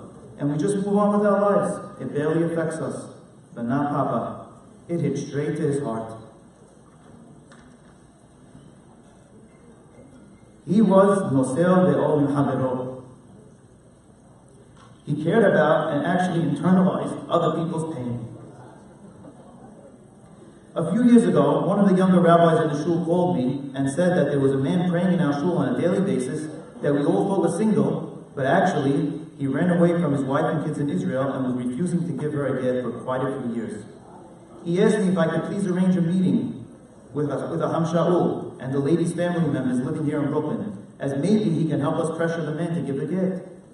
Although Papa was already in his early 90s and it was hard for him, he of course granted the meeting. We all sat there in his dining room one afternoon, and as the family told the story of how she was suffering, you can see the same pain visible on his face. He never met her before, but yet he was so concerned about her well-being. I just kept staring at him the entire time. It was an unbelievable sight. Where do you find a heart like this? Just another of the many instances where he was Noseh be'ol m'havero. The second midah Papa exemplified was what I call Mi LaHashem Elai. Throughout all the years that I knew him, he always stood up for what was right, no matter what anyone else thought. He carried Hashem's flag anywhere and everywhere. Back in 2006, he was giving a class weeknights in the shul. One night, he finished his class and was walking out with my Uncle Isaac as usual. He passed by that entrance right there, the dome, and all of a sudden, he saw huge statues all around the perimeter of this room. Someone was having a bar mitzvah that night, and the theme was the Oscars. The party planner thought it would be a cute idea to put Oscar statues all around the room. Well, guess what? My grandfather thought otherwise. When he saw this, he was very concerned. He immediately asked to speak to the host. The host came over, and my grandfather told him in a soft tone that it was haram to put Pesel Ba'echad, to please remove them. Instead of agreeing and apologizing, the host started yelling at him and telling him it was not his business. Papa explained to him again how inappropriate it was, but the man didn't back down. He started pointing at the Hacham's face, and within minutes, there was a whole entourage behind him fighting against my grandfather. Papa did not back down, and my uncle had to convince him to leave the shul, as it was not good for his health to get upset. He was so worked up that I thought he was going to have a heart attack. Just like his grandfather and namesake did in Halab, as we heard in Levaya, Papa did the same here. He stood up for what was right, and he was never afraid. Subsequently, all the rabbis of the shul, as well as the committee, rallied behind my grandfather, and this incident served as the impetus to create a list of guidelines for all occasions in the shul, and something like that never happened again. Mi la Hashem elai. The third midah I learned from Papa was bitachon and perseverance. In August of 2008, we had a Torah dedication in Deal to raise money for our Shalei Zion Torah Center. I picked up Papa in the morning and brought him to the party. He spent about an hour or so there enjoying himself. As you all know, Papa loved Torah dedications. When we got in the car to go home, he told me how nice it was, and he asked me how the Torah Center was doing. I told him, Papa, we are doing well and growing. Little by little, but it is not easy to raise money, as there are constant obstacles in our way. He looked at me and laughed, that signature laugh. That priceless smile appeared on his face, full of hand. And he told me, Mordechai, you know that the Sitra Hara only comes where there is Kedusha. If there is no Kedusha, he does not bother. The fact that you don't have an easy time means that you are doing the right thing. Continue the work you are doing. Don't give up, and you will be Matzliach. That small conversation on Ocean Avenue, before I made the right turn on Clem Conover, and that glowing angelic face sitting in the passenger seat will forever be engraved in my mind. Every time I hit a bump in the road, I think of Papa, what he told me that day, and the berachah that he gave me. He indeed taught me to always trust in Hashem and never give up, despite the many different challenges thrown out my way. Bitachon and perseverance. Fast forward to 2 Fridays ago. My mom called me and told me that Papa wasn't feeling well that day, and I should try and go visit. I sensed in her voice that Hashem was about to take back the precious gift that He gave us. I intended on leaving work early, but of course, Yetzer Hara kicked in, and I got home late. I walked into the house and saw my 2 oldest sons and told them, come on, we're going right now to see Papa. They told me, Dad, it's crazy. We have less than an hour before Shabbat. We'll never make it back. I told them, I don't care. I'm going, even if I need to walk back. We must see Papa before Shabbat. Well, they both agreed and we went. We got there and saw him lying peacefully on the bed, like the malach that he was. I quickly went to his left side and spoke to him in his ear. Papa, Papa, it's Mordechai.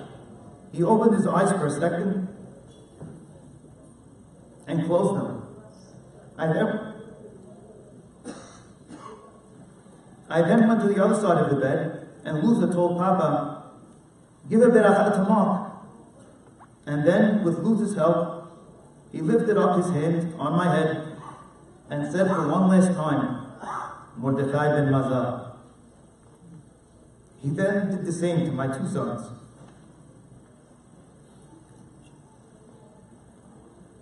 That proved to be the very last berachah I would get from my grandpa, who was and always will be my hero. Before I conclude, my mom would like to specifically thank Nanny, as well as all her siblings, for taking such good care of Papa over the last few years. The hallmark of any Jew is hakarat hatov, and the credit is more than due here for all the time and effort they put in taking care of him. Hashem should bless each and every one of them with health, happiness, and tremendous berachah in all that they do. I want to also say tremendous hazaka baruch to all my cousins as well for the job they did in the last few years, also taking care of Papa. Especially to Stephen, who I believe in my heart literally added years to Papa's life. As I said earlier, Papa was full of exemplary midot. So much we can all learn from him. We had the zechut to live with him and spend years together with this tzaddik. How lucky we are. Now, we should each choose one or two midot that Papa stood for, be it anava, ahavat Israel, zerizut, or any of the ones I mentioned above, and instill in our kids these very same qualities. Don't let the spark go out. Keep the flame going and pay it forward. Just like our Hachamim say, Yaakov Avinu lo met. We will also be able to say the same about Papa, as his legacy will live on through all of us here for generations to come. Tehi nishmato se'orav v'sor ha'chaim. Amen.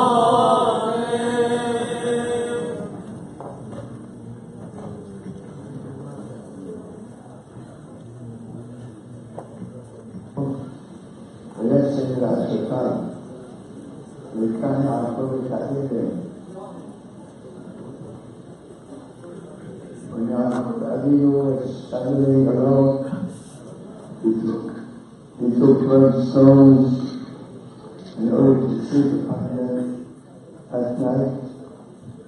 And then he said in the end, he took one stone. The Arayat says, as the stones were arguing and fighting, each one said, Sandi Kaniya Alai Rashon. Each one of the stones said, I want Yaakov Avinu the righteous to place his hand upon me. I just was doing for a while. At the end, what happened?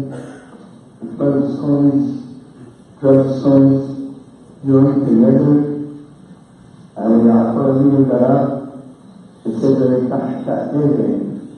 he took one stone, all these 12 stones united and became one.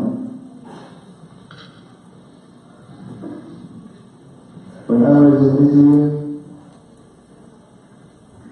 and the Jews, practically every one of the rabbis who spoke, they said, why does Hacham Yaakov Katsi not stay in Yerushalayim? If he stayed in Yerushalayim, he would have had great success.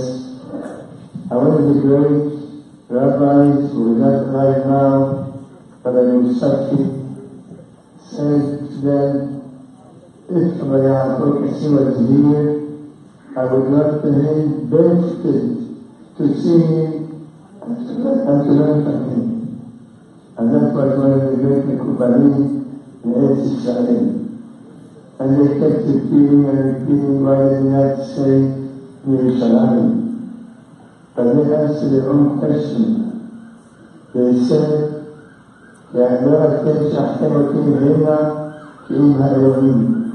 when Yosef went down to Egypt, they thought he was sent, or he was told by his brother, he said, no, but not the God sent me either. In 1932, the chief rabbi of Israel was Rabbi Yaakov Meir Alav Shalom, and there was an orphanage which was called Bet Yetomim Sephardim. This Sephardic orphanage. Rabbi Yaakov Meir said to my father, we need some money for the Yetomim. I want you to go as Shaliach to America to collect some money for the Yetomim. And he came to New York. He came with the robe and with his tarbosh of the letter that he used to wear the traditional robe that they wore in Israel, in Yerushalayim. And at that time, there were only the people in 67th Street, the rabbis, Shalom, and all the other rabbis joining Shalom, Arayat, Shaul, and he was a magnet, attracting everybody. Everyone should be, but should place his head by him. And they told him, Rabbi, we want you to be here. He said to them, no, I came just for Shaliach, and I have to go back. I have a family, I have Yerushalayim, I have Yeshiva, I cannot stay here. And I think that I mentioned maybe a day that Shaul told them, sign letter that if you reach Jerusalem, you will come to New York. You will not go to any other place. It's not outside. But he knew that he's not going to come anyway. So what's the difference? Then he went to Mexico to my uncle, Shaul. And in Mexico, they had a great time with him. And we were with some wealthy people. And Abraham, his home became like a palace. Hundreds and thousands of people came to his home. And they don't ask him. And it's time to raise my head to the stars. Please stay with us. Stay here in Mexico. You want to, we need you. He told him, I'm not going to stay. I'm going back to Yerushalayim. And I'm going to come out of Yerushalayim. And he promised to New York, to Brooklyn, New York, to be here. He says, whatever they hope for you, you have to be double. You have to be triple. See? He says, I am going to go back. I'm going to go back. And he went back to Yerushalayim. And the people decided to write letters saying, Shalom. They wrote to the letters and said, Hacham, we're waiting for you. We want you to come. We want you to come. And they insisted and insisted and insisted. And there was a signature of many of the rabbis at that time. They wanted him to be the chief rabbi. And we confirmed. They told him to for 1 year only. But we have to have the affidavit according to the legal department, immigration, 2 years. But he said only 1 year and go back. That's what the year when Yaakov is in Sunday Shecharah. Yaakov Aminu went down to Mitzrayim and lived there 17 years. 17 years in Hebrew, the American Bible is told. It's 17. My father lived here over 60 years, 62 years since we came in August 1933. He had a very pleasant time to serve the community. As you heard, I'm going to repeat, to unite the community, to make harmony, love, brotherhood, peace among all segments of the community. And as you heard today in Israel, the other day in Shaul, that he succeeded to do this, his wish, his desire. And Baruch Hashem, God bless the community, you don't know how much they praise, how much they bless the community, here, the people. They say, even though they can find Shaul, even though they went to Europe, but he built the Korean, the Yeshivot, for after said, he helped them, and he then said if he go to America, we would never have these great institutions in Israel, because he taught you, and made you love to give tzedakot and to help Israel institutions. And this is great merit to you, to your families, to your children, to the entire communities that we have here all over, without any discrimination. And I think, after reading all these things, there's one duty, one obligation on every one of us.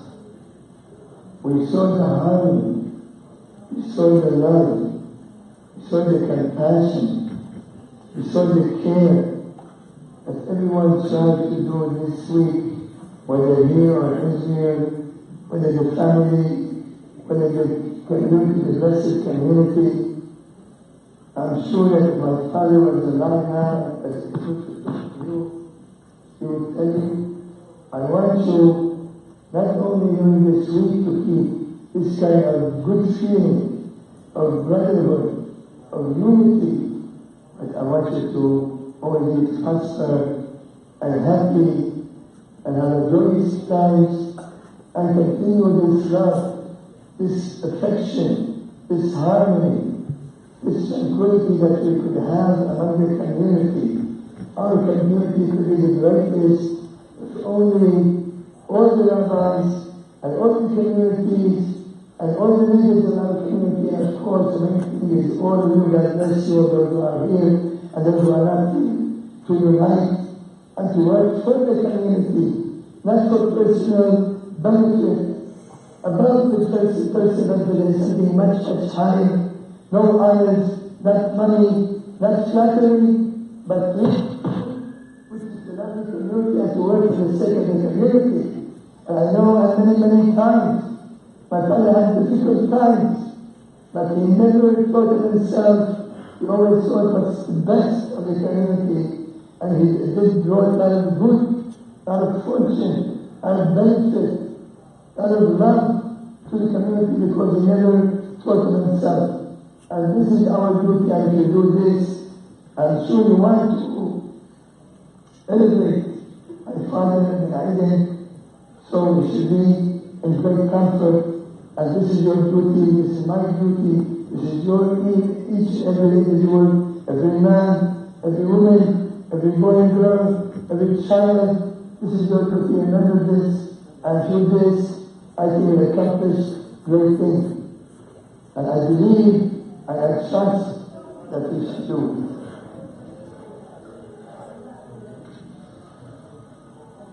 I don't have to go and continue to open the parasha this week, like Yaakov es Mitzrayim, or to open the Hashara that we read yesterday, which says take 2 sticks and make it as one, which even there is different opinions, different divisions in the community, make it as one. Yaakov Avinu, before he passed away, he had 12 sons. One was a strong warrior, Yehuda, he was a lion. Another one was a navigator. The Yehuda helped him be strong, he was the captain of ships. Another one had orchards. Another one had winery, wine, and they had oil. And each and every one excelled in certain shade, or in certain knowledge, or in certain wisdom. But it says that Baruch Otam, each every leader, every rabbi, every community committee, in their place, God bless them, do whatever you have to do, and I'm sure you will succeed. But the main thing is to have unity among all the congregations, among all the institutions, with love, affection, and harmony and peace. And that's what Yaakov wanted from his sons, and this is what my father wants from you. And I'm sure you love my father loved you, and therefore you will do your utmost to do these things that I just mentioned. And I want to continue.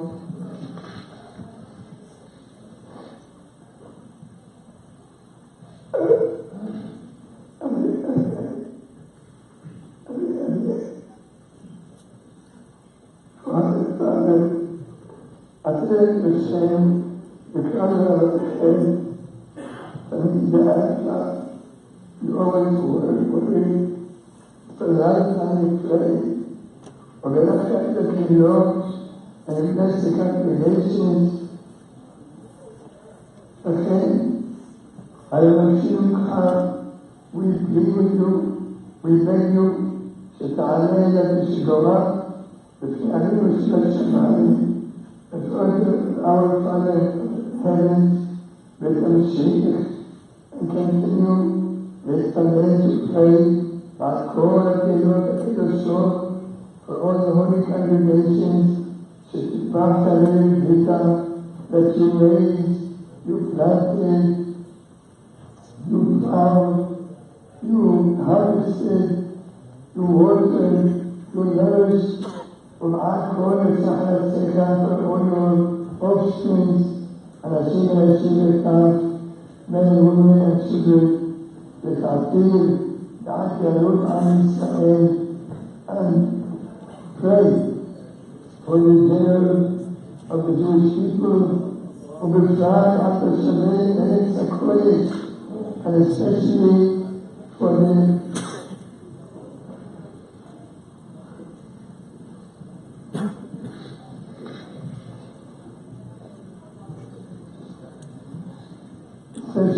population of the Holy Land, Hashem and the gates, Hashem should decrease the end of days, and bring us Mashiach.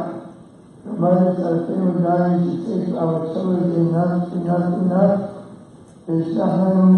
Mashiach should say to our Mashiach, when it's clear earth, and we should be worthy to see. Beloved for children to see the building of our holy people, our glory, quickly in our own days, Amen. I want, on behalf of the entire family, to thank all the thousands of people, men, women, and children in here, in Israel, the yeshiva, Magen David, the police department, and all those who have done their utmost. Some helped a lot, some helped as much as they can, and some came. God should bless you all and give you a good and long life, healthy life, successful life, enjoy yourself for many years to come, and everything in our time.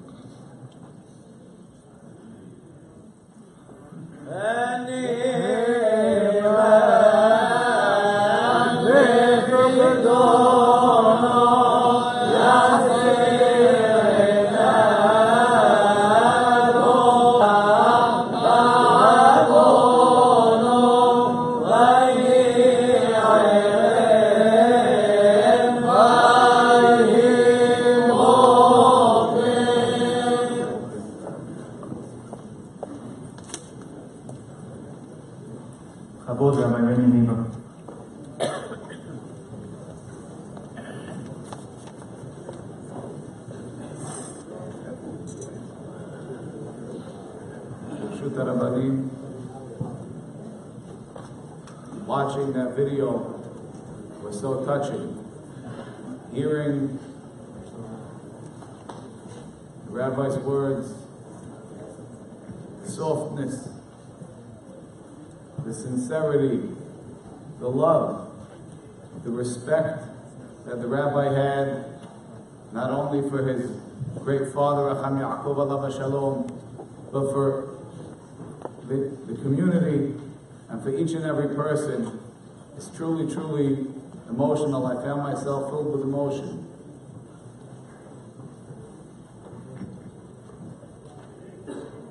As long as Hacham Shaul was alive and with us, not only when we looked at the rabbi, not only did we get a glimpse of his tremendous character and his tremendous midot tovot, his kiddusha, his avodat Hashem, his lishma, avodah lishma, but he had the ability to bring us back to look at his great father.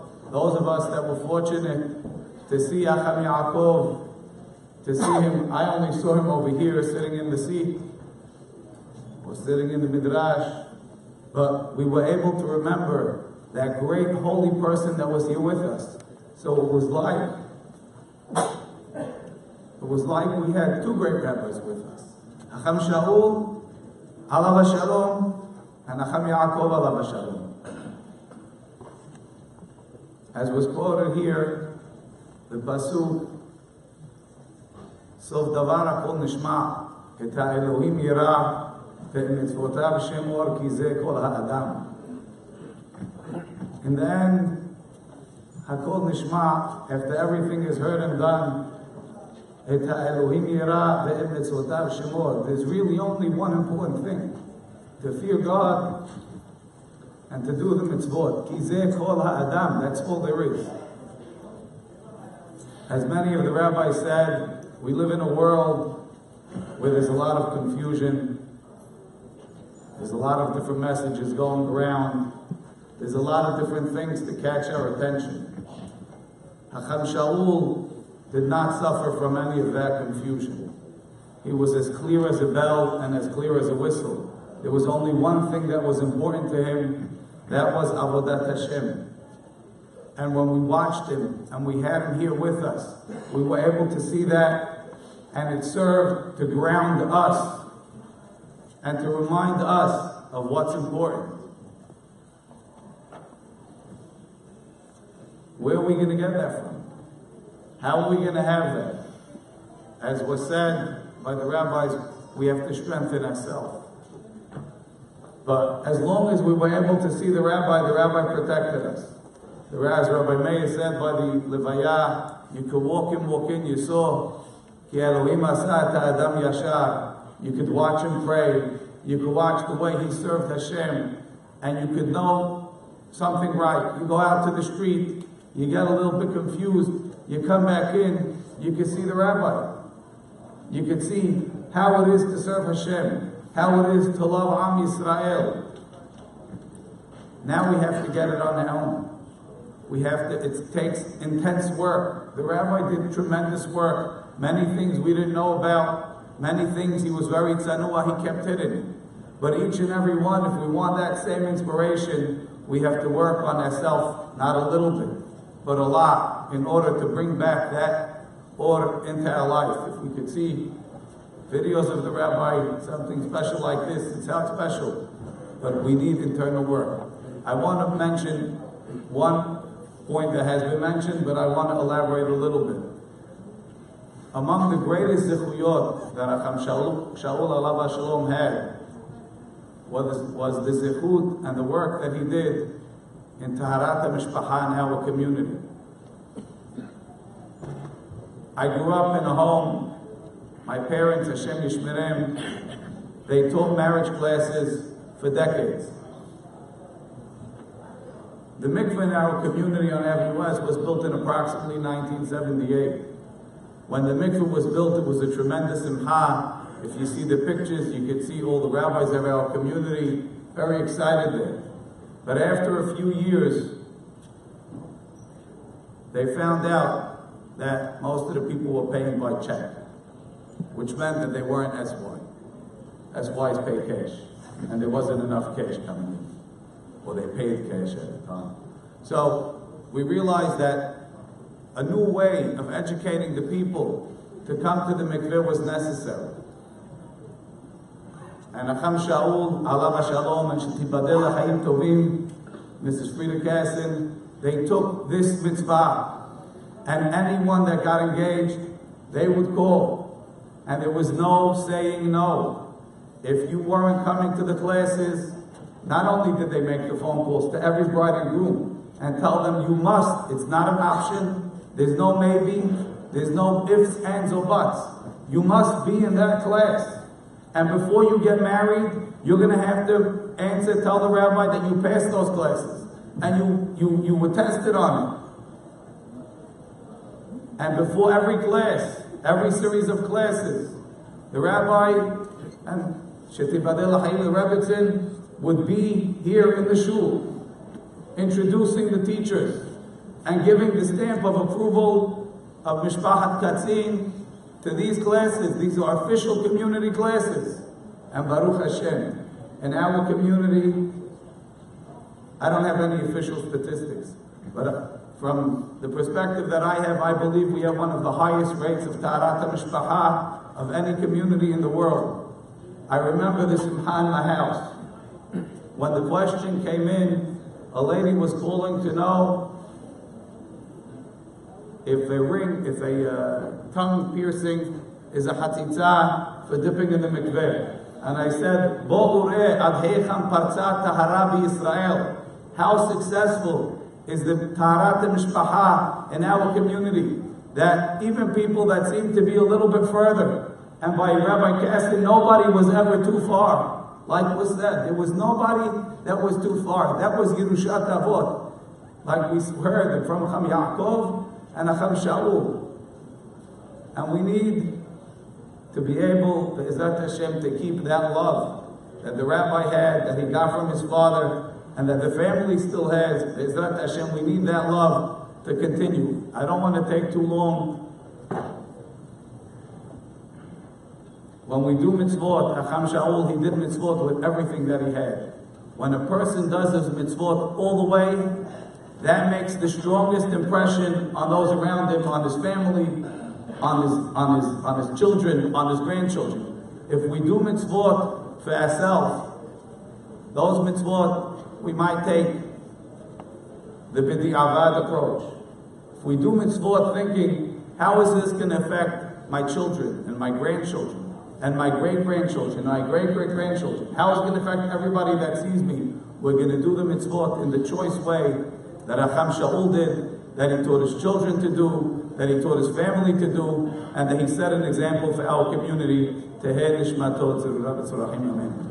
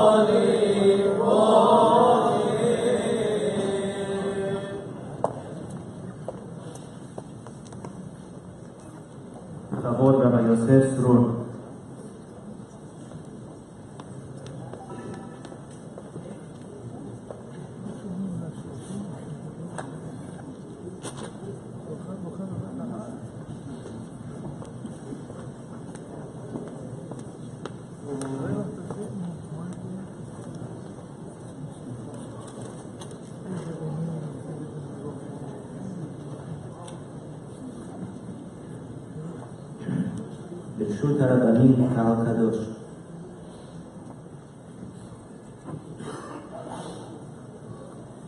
I stand here, but I feel I'm not rabbi.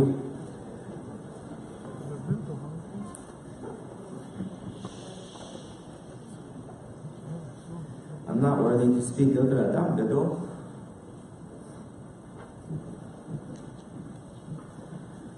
But, on the other hand, my grandfather was very sanua.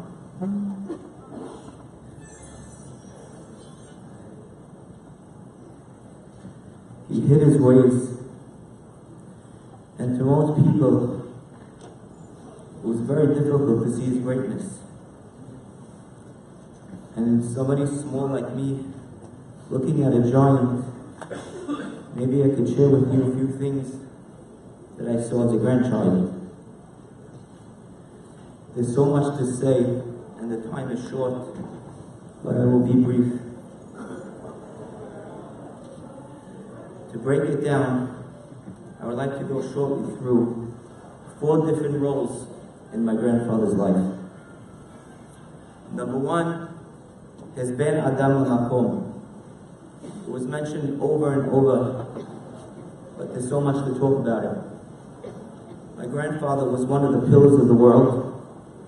The world stood on Avodah, and in this generation,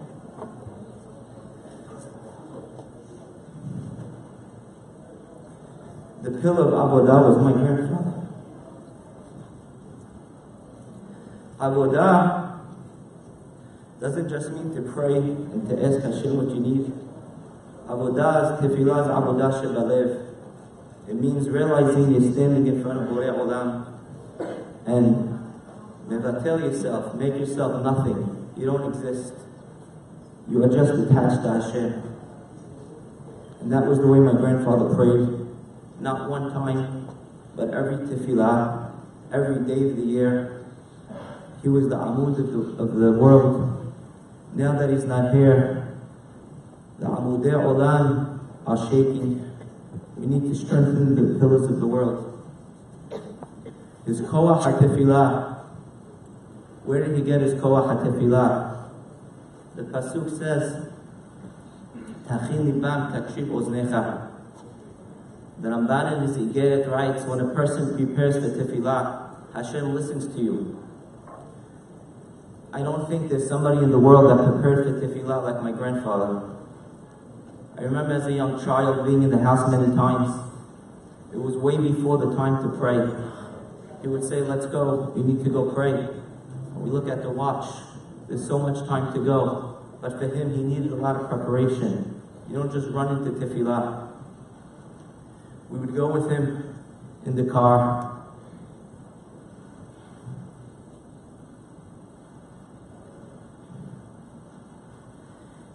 He would park far from the shul. And as a young foolish child, we would say, Papa, why are you parking so far? He would say, there's no time to waste. Just take the first spot, we'll walk. It was so in tune to the tefillah. It was so focused. He ran to shul. He stood by these doors. Who could ever forget how he ended? It was like he was meeting HaKadosh Baruch Hu. He bowed to his hechal. He stood and he was meeting the Shekhinah. This was not Yom Kippur. This was a regular mincha, regular weekday, every single time. Another thing I could say, where was his koach ha-tefillah? There's no coincidence he was niftar in the month of Kislev. Every month is Keneged, one of the Shevatim, according to the order written in Bamidbar, the way they traveled. Kislev is the 9th month from Nisan. Binyamin is the 9th Shevet. Binyamin's stone that was on the Choshen, the pasuk says it's called Yasheva. And Hazal is Doresh. Yasheva stands for Yesh Peh. There is a mouth. Binyamin had a mouth, but he had the midah shtika. All the years, he never told Yaakov Avinu what happened to Yosef. And it's very odd. If you want to talk about the midah shtika, why would you meramez? Why would you hint to this midah with referring to the mouth? You should refer to shtika, not yesh peh. It should be shtika. And we could understand the words of Hazal maybe, that who has a peh, who has a koach in their mouth? Somebody who's a shotek. He knows how to be mashtik. He knows how to hold himself back. In all my life, all the times I spent with my grandfather, I never, not once, heard him say something that had to do with this olam hazeh. Never. Maybe one time, Lil Shabbat, when he was over, we were graced to have him by the Shabbat table. He would ask who cooked the food and thank the person. That was it my entire life. He never ever spoke about Olam Hazeh. It was all about Avodat Hashem. He never spoke Devarim Cholim. He never spoke Devarim Asurim. His peh was Kadosh. And his peh, somebody who watches their mouth, has such a strong koach ha-tefillah, koach ha-beracha. And his midah shtika, I won't elaborate, but it wasn't only in talking. Shtika is the whole physical realm of a person's life. He was ochel me'at. He ate nothing. All the grandchildren know it. You read the holy Sfarim, the Sefarim that they study in the halls of the yeshivot, Mesilat Yesharim, Sefarim HaKedoshim that talk about things that in America we never heard of such things. But for me, this was my grandfather. Pirishut, that was my grandfather. He ate a little, slept a little. Shtika was his whole olam hazeh, he was mashtik, he held himself back. That was his kawah ha-tefillah, ben adam la-makot. His ben adam la-havero. Somebody told me recently a story how he was, which shows his ben adam la-havero. Even as a chief rabbi, somebody in his 80s, maybe already was in his 90s, caring about little children. There was a boy coming home from Magen David Yeshiva on a city bus, and every day his friends in his class would pick on him. And it got to the point that it was very difficult for this child. And one day he decided he had enough, and he's going to get off on King's Highway East 3rd. And he did. His friends followed him, and he had an idea. He said, I'm going to go to the chief rabbi's house, so he'll protect me. And his friends did not know where he was headed. The boy walked up the steps to my grandfather's house, rang the bell, and lo and behold, my grandfather answered. The other boy saw him and ran away. This boy entered my grandfather's house. You could imagine, think about it. The chief rabbi of a community, a little boy comes to your house. What would you do? He sat him down. He took down his information, found out who he is. He called up the principal of Magen David and obviously spoke to him about this. The next day, the principal walked into the classroom, called out the kids, and gave them a real rebuke and said, I have to get a phone call from the chief rabbi. And that was the end of the bullying. The sensitivity to the ben adam l'chavero. Thirdly, the third role that my grandfather played as a husband. Shalom Bayit is a big issue in our generation. Ask any rabbi that's involved. Doesn't matter if you have a big congregation, a small one, Shalom Bayit is a major issue. My grandfather and my grandmother,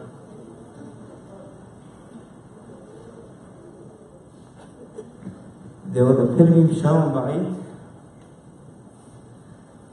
and the foundation was respect. How much respect did Nanny give Papa, and how much respect did Papa give Nanny?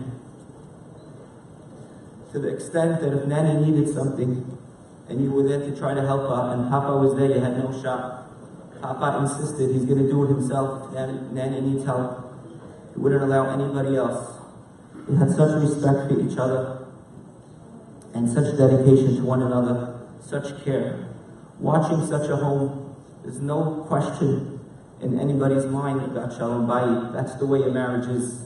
It's all about respecting the other person, caring about the other person. And that's what us, our younger generation, has to learn. And fourthly, the role of education. Ask anybody involved in chinuch, teachers, principals, rashei yeshivot, parents, grandparents. Today's generation with chinuch is probably the biggest challenge of the door. With the temptations of the outside world, the influences, it's so hard to draw a kid into Torah mitzvot. There's so much easier and simpler pleasures in the world. How could you compete with such things? And my grandfather was not in touch with this, but he had it. He had the answer to this question. Who I saw as a grandson by my grandfather from a young age, which is embedded in us, is Avodat Hashem, mitzvot, is life. He did everything with such simcha. He had such passion for mitzvot. Every mitzvah was such a big esek gadol. I don't know how to translate that in English. But an esek means a business. He was such, when we do mitzvot, we do it. But we're on to the next. Okay, we have to learn. We come to learn next. My grandfather was no next. He was never in a rush to do a mitzvah. Everything was the mitzvah. He spent so much time, so much patience. Just to give a few examples, small example, but to me, it so personifies him. Birkat Hamazon, there's a Gemara that says in Berachot, Rav passed on, and we didn't learn how to say Birkat Hamazon yet. This was I could say about my grandfather. I could say without exaggeration, I would say his Birkat Hamazon was longer than his actual eating. On Leil Shabbat, quick, the meal was quick for him. He ate a little, the Onik Shabbat, his famous words, the Chvot Shabbat Kodesh, before he ate a morsel of food, every single bite. Quick, came to Birkat Hamazon, we'd bring out Birkat Hamazon sheets. And my grandfather, as everybody mentioned, his smile and his laughter would look at me. What is this? A sheet? He would not say it, but I understood what he was thinking. You don't say Birkat Hamazon from a piece of paper. He would jump up himself, go to the bookshelf, pull out a siddur and sit down. Every single time I saw my grandfather say Birkat Hamazon, slow, not in a rush to get off the table. The meal he rushed. When it came to Olam Hazeh, even for Seudat Shabbat, quick. Came to Birkat Hamazon, he had all the time in the world. He would say each word, point with his finger, slow, not very long, but consistent, every single time without fail, the same exact Birkat Hamazon. And what did this impression put on us? We saw that this is what life's about. He was so passionate about mitzvot. Simcha and passion is contagious. It's catchy. When children see their parents putting simcha and making mitzvot and esed gadol, then the children want to follow their ways.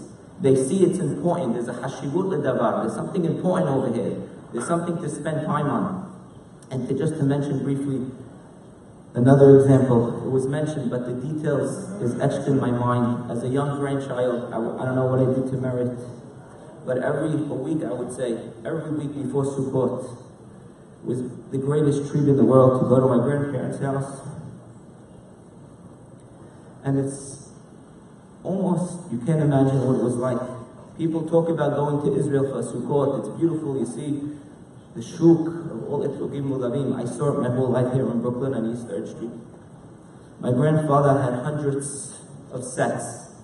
The whole house. Describe the detail. This is the impression. Imagine we did this, what our children would feel about mitzvot. The entire house was filled. There was 3 rooms on the first floor. The dining room filled with etrogim. Anybody knows they try to pick an etrog. Pick out one is a tremendous tirhat, trouble and time. Hundreds. He had his lamp next to his chair. He would check each and every etrog with toothpicks and go through each one and mark each one according to the person. If he's a little older, he got a nicer one. If you were younger, under bar mitzvah, you got according to your level. He would go through each one. In the kitchen, he had his gulavim and the aravot, and we would help him tie it together. And as foolish children, we would say, Papa, I don't understand why you want to buy everybody lulav and etrog. Why do we have to do it? Just, give it to them, let them do it themselves. This is the whole point. He wanted to teach us this is what life's about. And we sat there day after day, not hours, days, tying lulavim etrogim. He would mark each one. What an esek. It was a business. When a child sees their father going out to work and he's going on a business trip, it's a big esek, it's a big deal, and he learns, it's important. You have to support your family, which is true. But it puts the impression in the children. My grandfather put that in us when it came to Avodat Hashem. Every mitzvah was a tremendous esek. And this is what I think is the most important for us to take. If we could learn from him a little bit to improve in our Avodat Hashem, show our children how mitzvot are so important. Put our simcha, put our passion into mitzvot. And if we put our simcha into the mitzvot, B'ezrat Hashem, our children will follow suit. Amen.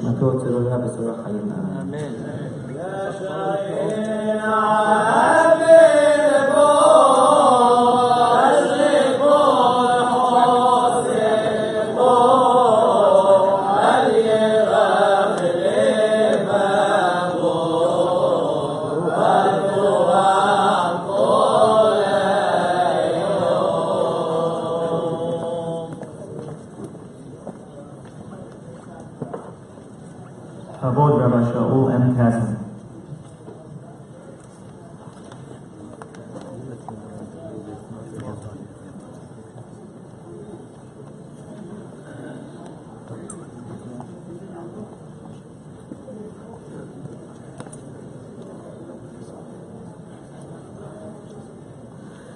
There is so much to say about my grandfather. I don't know where to begin. So I start with his Torah, his Hatmadah Torah, his constant learning, all the Torah that he taught throughout his life, his derech eretz, his midot tovot, his character traits, his anava, his zerizut. The list goes on and on. I want to read to you a perek in Tehillim, which I feel really fits my grandfather. Perek Tetvav. Mizmor David, Adonai, mi yagul ba'ahodecha. Says David HaMelech, Hashem, who is worthy, who is ra'ui, to dwell in your ohel, to dwell in your tent. What is the tent of Hashem? Explains in Adab, the tent of Hashem is the Shamayim, is the heaven. Who is worthy to be next to Hashem in the heaven? Umi yishkom b'har kodshecha. Who is worthy, who has the zechut to go on Har Kodshecha, to go on Har HaMoriah, Har HaBayit, b'mehera b'yameinu, shebe'em beit HaMikdash HaShlishi. Who? Says David HaMelech, Holech Tamim. One that walks with Tivimut. He walks with Anava.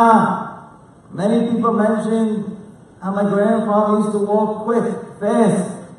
However, I think they're missing a very important point.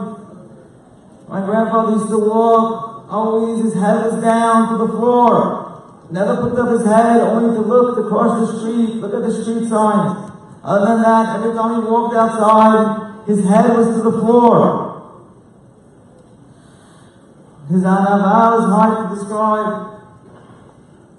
Somebody from Eretz Israel who was around Gedolei Israel, Ashkenazim, Sfaradim.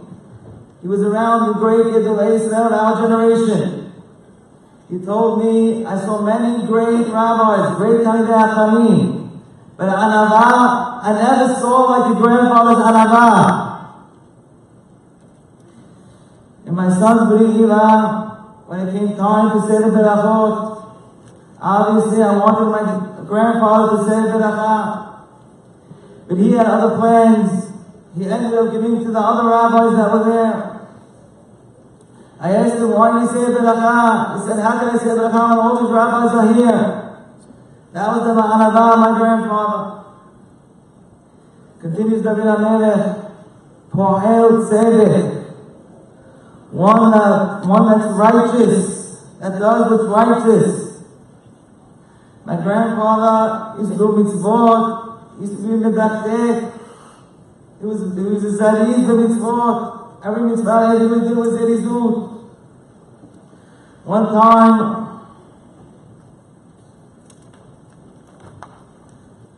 my grandfather was sick in bed. He couldn't move. His back was killing him. It didn't look like he was going to make it to shul that morning. My father went to his room and told him, today is Parashat Zachor. When that went into my grandfather's ears, right away, he got out of his bed. He bought Ta'ari, strong like a lion. Ras Katsevi. He ran to shul. To do Hashem's will. That was my grandfather. He was so feared, so scared to do a sin. One time I received a call from my mother. She was with my grandfather in the doctor's office.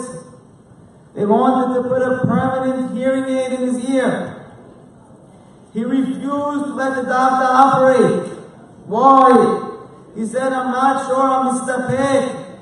Is this considered hotza'ah? Is this considered carrying on Shabbat? He refused to let the doctor operate. We got in touch with the posek of our community. He spoke to the doctor for a few minutes. He came out, it was mutar. My grandfather still refused to put it in his ear. We spoke to another rabbi, still refused. Until we got a rabbi to call Hacham Yosef, Alav Shalom, from Eretz Israel. Hacham gave him psak that his mutar, my grandfather finally agreed to put it in his ear.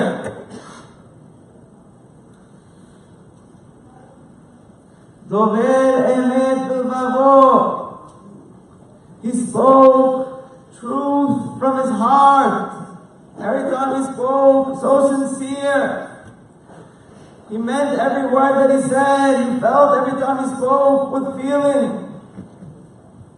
Leila Seder was unforgettable. My grandfather and my grandmother. They should live and be well. How he described Yetziat Mitzrayim. We really felt leaving Mitzrayim. And my grandmother acted it out. It was unforgettable. Lord Akal Alishono. Never would he ever speak Lashon Hara. No negative talk about any Jew. Never. Even in the toughest situations.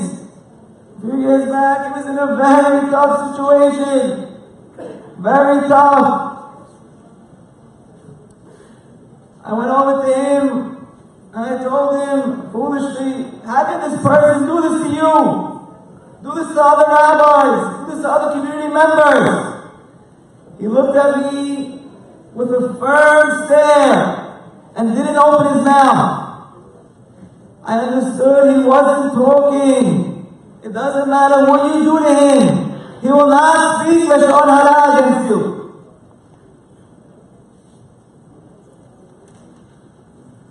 Lo asa le'ehu ra'a. The one that doesn't do evil to his friend. My grandfather loved every Jew. Mamash na'alta le'acha kamocha.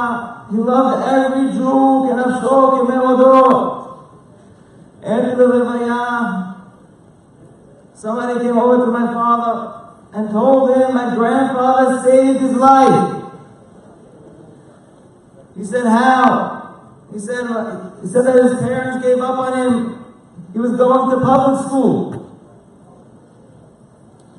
My grandfather was the only one that cared. He pulled him out of public school, put him into yeshiva, went to his bar mitzvah. He was the only one that cared. And Baruch Hashem, today he's married with kids, this person, and he's shomer Torah mitzvah. That was my grandfather.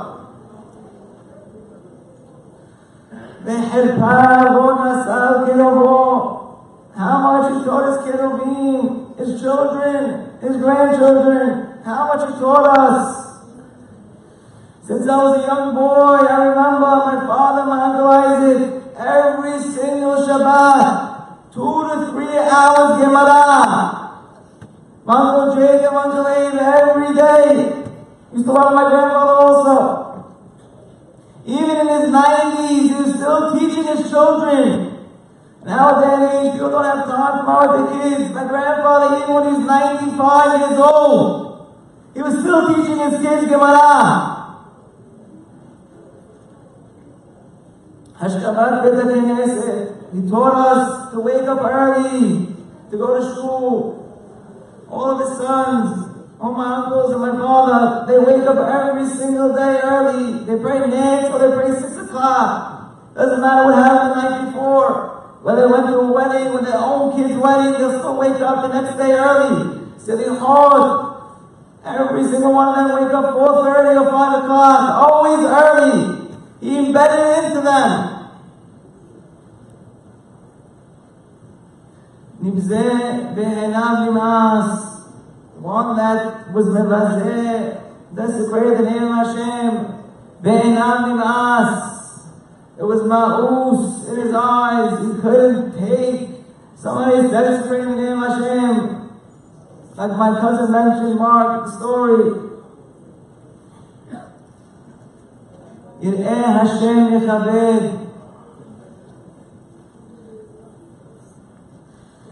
He respected, he honored, Yir'eh Hashem. He loved Talmidei Chachamim. He loved every single rabbi. When we used to go to Israel with him, he was to meet Rav Kaduri, he was so happy. His face lit up. He was in Gan Eden every time. I remember years back when Rav Kaduri passed away. We were in Eretz Israel. And my grandmother informed my grandfather of the sad news. When my grandfather heard that Rav Kaduri passed away, he bursted into tears, crying uncontrollably. He couldn't stop.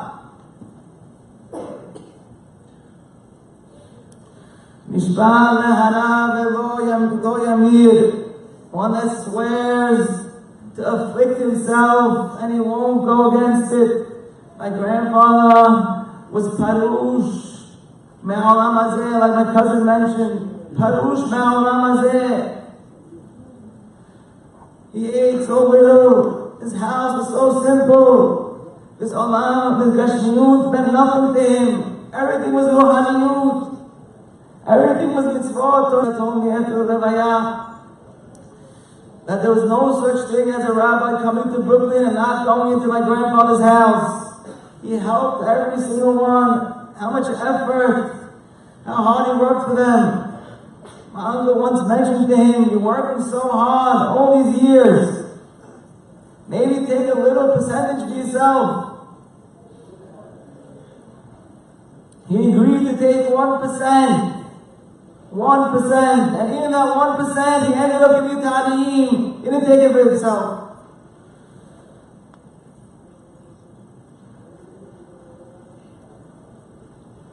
We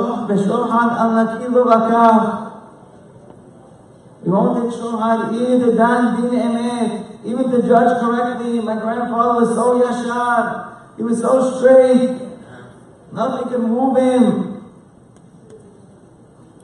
Enzo of David HaMelech, Ose ele lo yimod le'olam.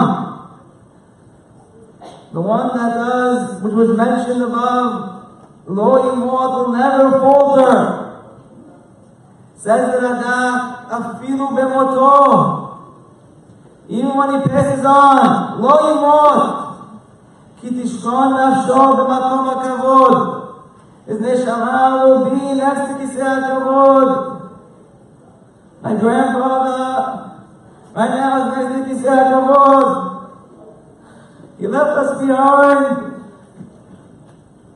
Abedah gedolah avanu. What do we do? In my humble opinion, am I ready to give advice? To try to take something from my grandfather, some type of Kabbalah. Accept something on yourself. Whether you saw, whether you heard about him, something. Is it Izud, is Lashon Hara, no speaking Lashon Hara. Is teaching his kids. Whatever you could think of, please. Maybe we could make up a little bit for the great loss that we have. And Bezrat Hashem, we should see Mashiach soon with my grandfather. Amen.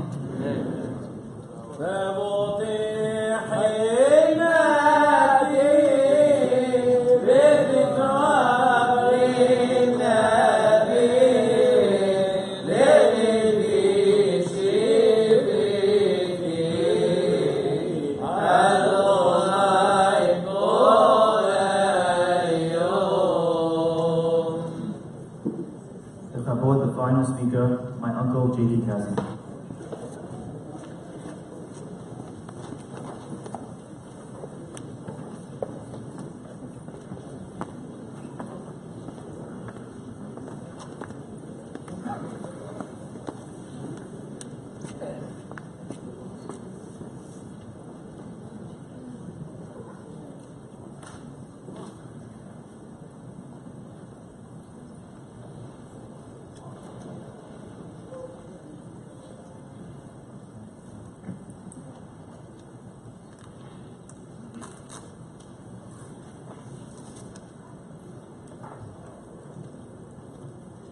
כי אבן מכיר תזעק וכפיש מעץ יעננה. The stone and the chip from the wood are crying out for the destruction of Nebuchadnezzar of the temple that he stole them and built the city of Babylon. We say this when every righteous person passes on. This is the secret pasuk that we say. In Tehillim, there's a pasuk that says, Ki bi hashak va'afedetehu asagevehu ki yada shemi. Because he is devoted to me, I will deliver him. I will keep him safe, for he knows my name. The word Hashak, Hacham, Shaul, Katzin. In Bereshit, it says, Ata teyeh al beti ve'al picha yishak kol ami raka kiseh yigdal mimeka. You shall be in charge of my court, and by your command shall all the people be directed. Only the respect of the throne shall I be superior to you. The word Yishak is Yaakov, Shaul, Katzin, my grandfather. How lucky and fortunate are the ones that had the holy Neshama's hand placed on their heads for a blessing. And more so, how lucky and fortunate are the ones that kissed the hand of an angel. The holy Neshama, Hacham Shaul, was beholding to nobody, but everybody to him was somebody. Be rich or poor, young or old, everyone was equal in his eyes. He won the hearts of our entire community with unbridled passion to unite us. He carried him with him all his life the burden of the people. He was the vanguard and the shield of all our people.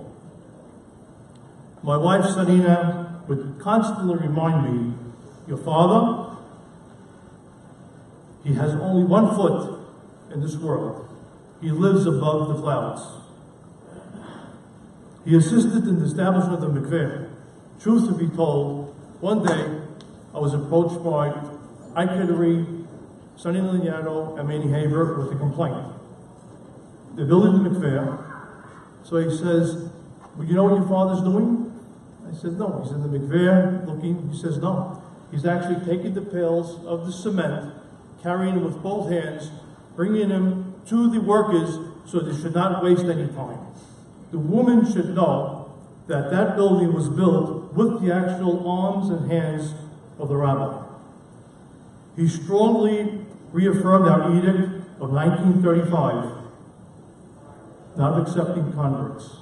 In our community, unlike any other in the world, where everyone can find a comfort zone and feel part of a whole.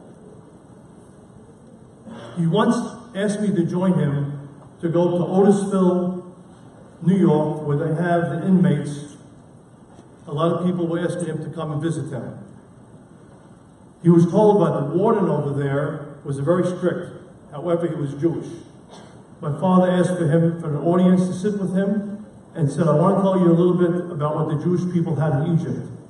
The Jews over there were given the responsibility of being taskmasters, and if they didn't fit the quota, they would be beaten. And because of that, later on they were rewarded with great, great rewards. And I'm asking you to be kind to the Jewish inmates. And the warden accepted his request. He attended, over the decades, graduations, high schools, colleges, blessing our children and the entire community. He was invited to go to the old age home on Cropsey Avenue, and many times I joined him over there. He would tell the old people, listen, you're old, but wine is old. And as the wine gets older, you become more valuable, more important to the community. So as we left, all of a sudden I see him laughing and smirking. So I asked him, what's so funny? He says, I'm telling the people how old they are about the wine. I'm older than all of them together. Several years back, in the middle of the summertime, there was a funeral in Brooklyn, and we were in Deal at the time. He knew that no one was going to attend that funeral. He went out of his way, made sure that he was the only rabbi that went to the funeral. Such was his sensitivity. When he arrived on these shores from Palestine in 1934 at the age of 12, and his father enrolled him and siblings in public schools, PS 205. How long do you think he lasted? I was told maybe 8 hours, and he ran away. He told his father, I cannot go to public school, you have to put me into school. So he put him in Ohel Moshe. Eventually he went to Yeshiva University with the highest levels. He spent 60 years as the right arm and advisor of his father. All official documents and correspondence he composed and reviewed before being released with the blessings of his father. Planet Earth, I don't know how many blades of grass there are, maybe trillions and trillions of blades of grass. There's not one blade on planet Earth that could testify and say that rabbi stepped on them on Shabbat, worried that he may possibly rip it. So one day, we were at deal. We finished lunch, everybody retired to their rooms, and all of a sudden I happened to be in the living room. And I noticed the rabbi was kind of hopping on the outside towards the outer terrace by the water. I didn't understand what he was doing. So I realized what he was doing. We have these stones that are on the grass, and they lead towards the terrace. So he didn't want to step on the grass, so he kept on hopping and hopping and hopping. I told my wife, said, we got a problem here. We got to change the whole grass and make it into stone, which she did a great job, and more than that. My daughter Michal Gindi reminded me that he held Shabbat to be supreme and would compare it to the head of a human being, that without it, one could not exist. He became concerned for the people when he received a tremendous amount of complaints that families on Shabbat could not visit any of their parents, and that wasn't Shabbat. So what did he do? He spent 6 years, not 6 months, not 6 hours, 6 years, with Rabbi Moshe Shamak and Rabbi Hamim Barry. And he finally agreed that we needed an eruv for whoever felt comfortable using it. He may have not used it himself, but he wanted to be lenient and work for the community and make it easy for them. In 1980, we flew to my grandmother's funeral, and after visiting all the rabbis and yeshivot, we decided to take a one-day tour. On that day, I was with my brother Abe, my father, and we went to the desert. There was an Arab with a camel, and I wanted to go ahead and ride on the camel. It got spooked, it hit me. I fell on the road, broke my pelvis. I ended up going to 3 different hospitals. The military hospitals, and they finally took me to Jerusalem. In the emergency room, my father stood by me, protecting me. And all of a sudden, a lady came to him and said, Rebbe, please, my son is in a coma. And he hasn't woken up in days and weeks. Please come, pray for him. So my father left my side, went across the emergency room on that side, and he prayed. He came back and said, listen, time is late. I'm going to go back to the hotel. I'll see you in the morning. As he left, a few minutes later, I heard screaming in the emergency room. This lady was running around looking for the Rebbe, screaming in the emergency room that her son woke up. I understood then the power of his blessings. We have an aide that worked with my dad for a couple of years now. His name is Luther. And he's a Gentile. But he told me, I spent night and day and night with your father. And I could testify that God speaks to your father. My father was invited to many dignitaries around the world. He met the presidents of the United States, President Bush, Clinton, the kings of Morocco, kings of Jordan, and the list goes on and on and on. He always beseeched them and told them to ensure the safety and protection of the Jewish people in each nation. In 1984, under the encouragement of Rabbi Kassan, the Shas Party was formed in Israel, in our home in Deal. and Rabbi Ovadia Yosef, Rabbi Ba'adani, and Arayat attended from Israel. We launched the Shas Party. Since then till today, we have distributed hundreds and hundreds of millions of dollars to all the yeshivot around all the corners of Israel and all the mikvaot.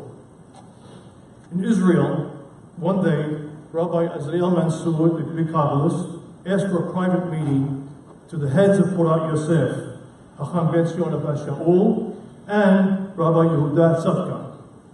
And I said, what is the meeting about? He says, come, it's a secret meeting, we don't want to discuss it. Finally, we came to the meeting, and these two rabbis came and said, listen, we want to open up Talmudei Torah all over Israel.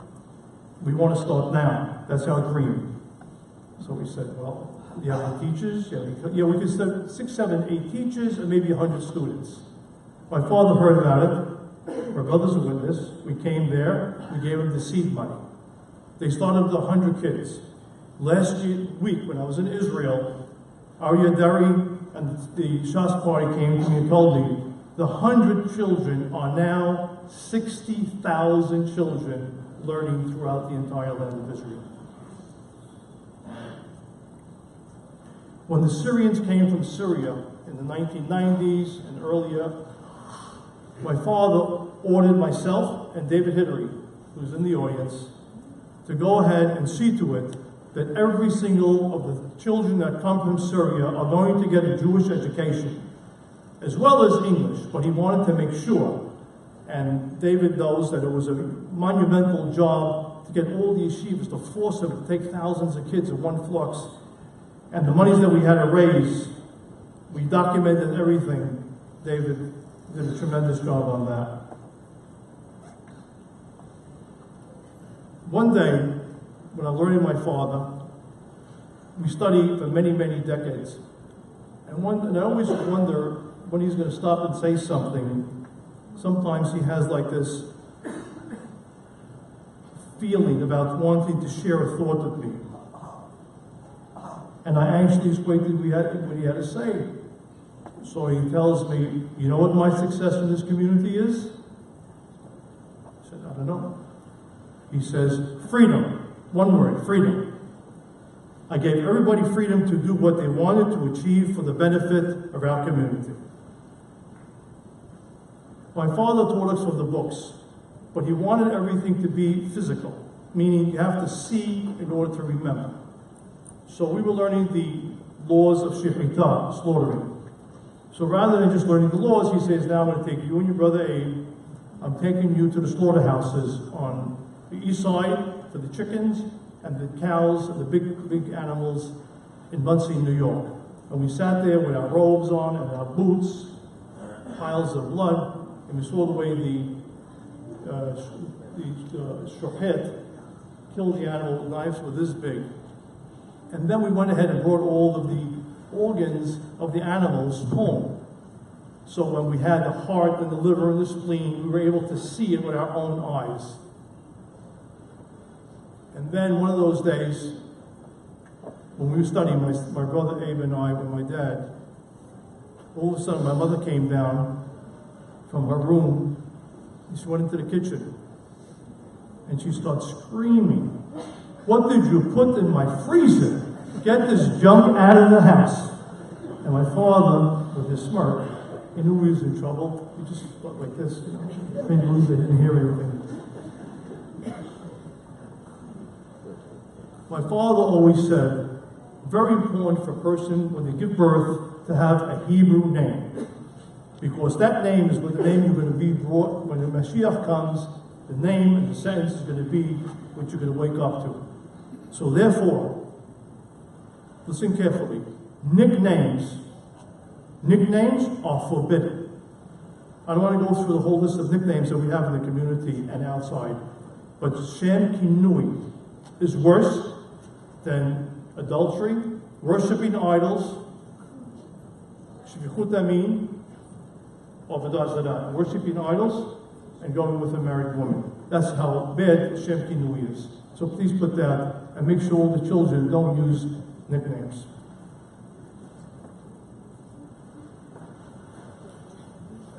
The rabbi would give me an example and tell you the importance of in the community.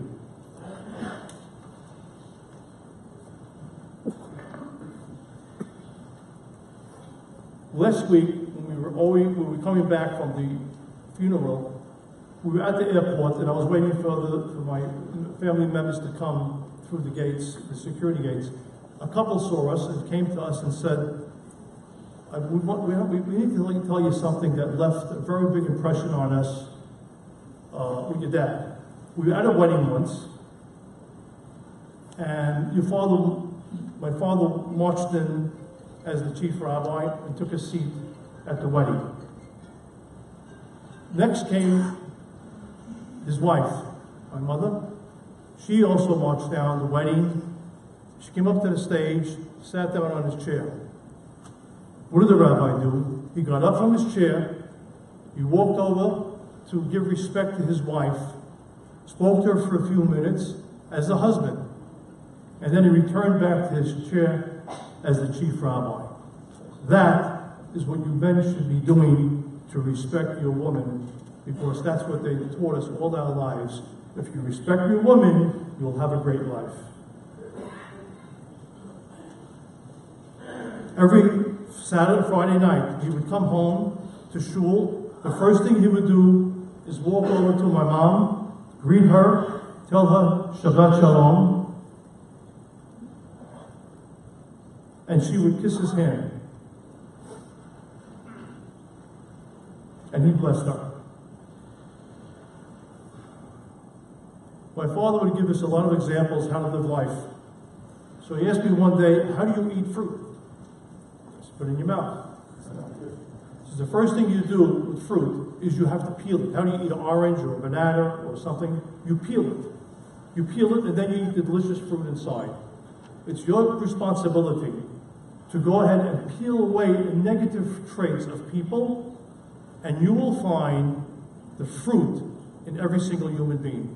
There is goodness, we call it nitzotzot, good sparkle lights in every single Jew.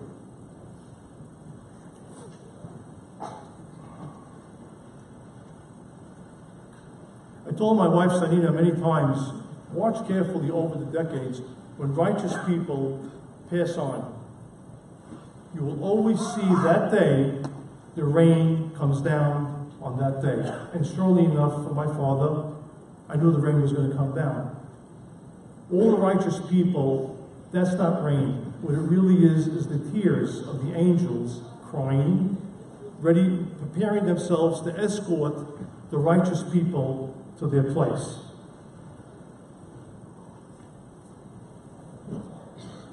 There's a pasuk in Mishlei that says, "Ve'orach tzadikim ke'or noga holech va'or ad nechot hayom." The path of the righteous is as the light of the dawn that shines more and more until perfection of the day. Everything he did it with a spiritual element. He elevated the mundane to the spiritual. He was mindful and deliberate about everything, the way he prayed, meticulous on his cleanliness, attention to all the details. He never wasted food, never wasted time, never wasted words. One day I was in a vacation spot in Passover, and with the Magen David trip, they make the trip sometimes to the Bahamas, Puerto Rico, or Mexico. I forget exactly where it was, but one of the men came over to me, Hiram Elo had it. He says, Jake, I'd like to talk to you for a few minutes about the world and the community. I said, okay, let's sit down, we've got plenty of time. After we spoke about the whole world and the community, he says to me, you know what? Your grandfather, for the sake of the community, he closed one eye. And I responded to him and said, for the sake of the community, my father closed both eyes.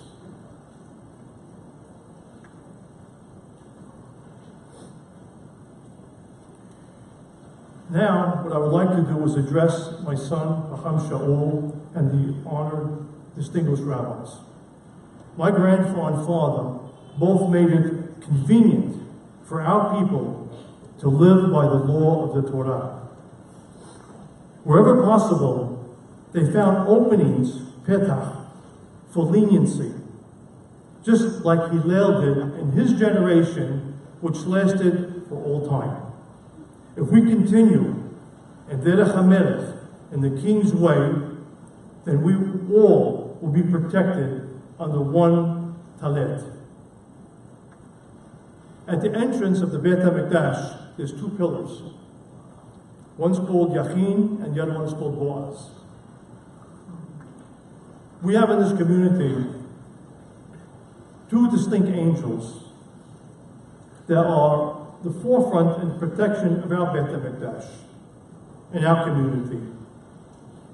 And those two people, over the many, many decades, was Stanley Chera and Jack Avital.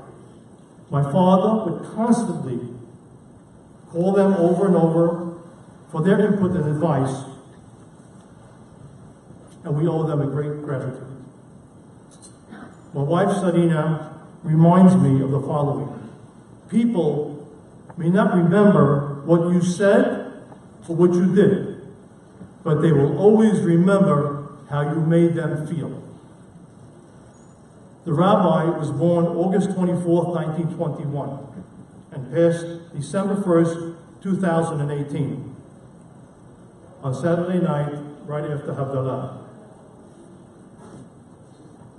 Whenever my father would be with me on the phone, he would talk to me about the issue, we got the resolution, we solved it, and then he would just hang up, never ever saying goodbye.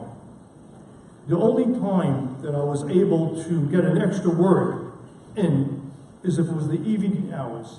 And in the evening, before he hung up, I would jump and say, B'tov Talina, sleep well. And he would respond to me, B'rachamim takitzu, and in mercy, you shall wake up. These were the last words that my father and I said to one another.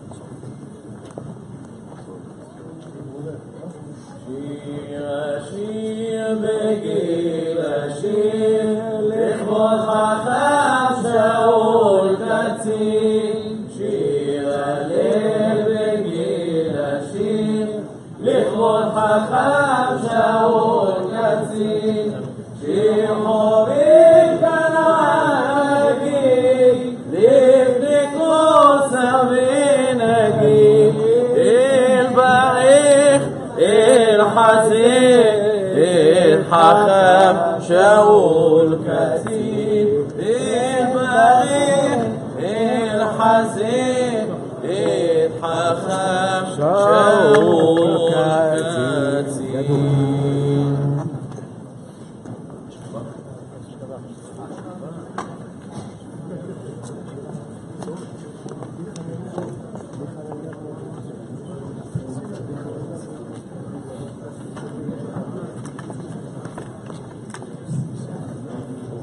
Please join us outside for refreshments at the airport. We're going to have our meet now, right here. Shabbat. Kaddish. Kaddish. Ashkava before, please, Abotai. Once again, Ashkava before. Ashkava before.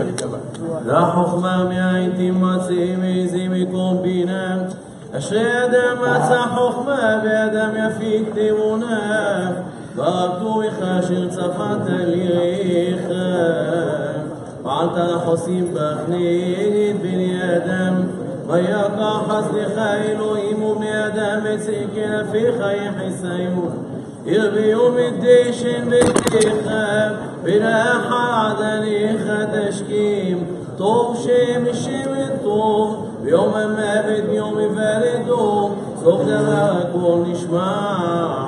את האלוהים ירב את מצוותיו שמו, כי זה כל אדם, יענזו חסידים בכבוד, ירננו המשכבותם, ונוחה נכונה בשבעה עליונה תחת כנפי השכינה במעלת קדושים וטהורים כזועקים עמירים ומזהירים בחילוץ העצמים בכפרת השמים בהחקת פשע בהקרבת ישע בחמלה בחנינה בלפני צור שולחין מעולם בחולק טובה לחיי העולם אבא שמתי מנת ומחיצת בישיבת נפש השם הטוב מורנו ורבנו ראש קהילתנו רודף צדקה וחסד שנפטר בשם טוב מן העולם חכם שאול רחמים בן מזל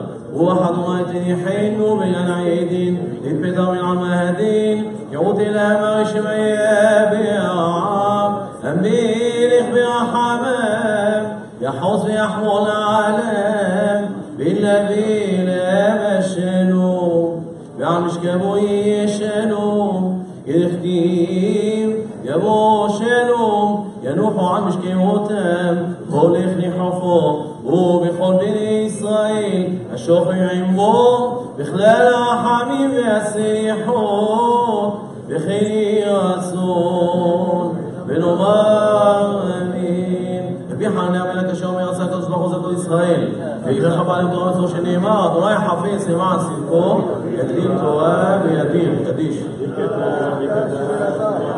אמין.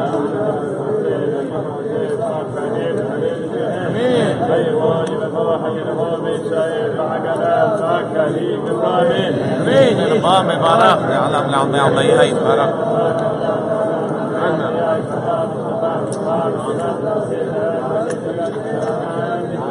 امين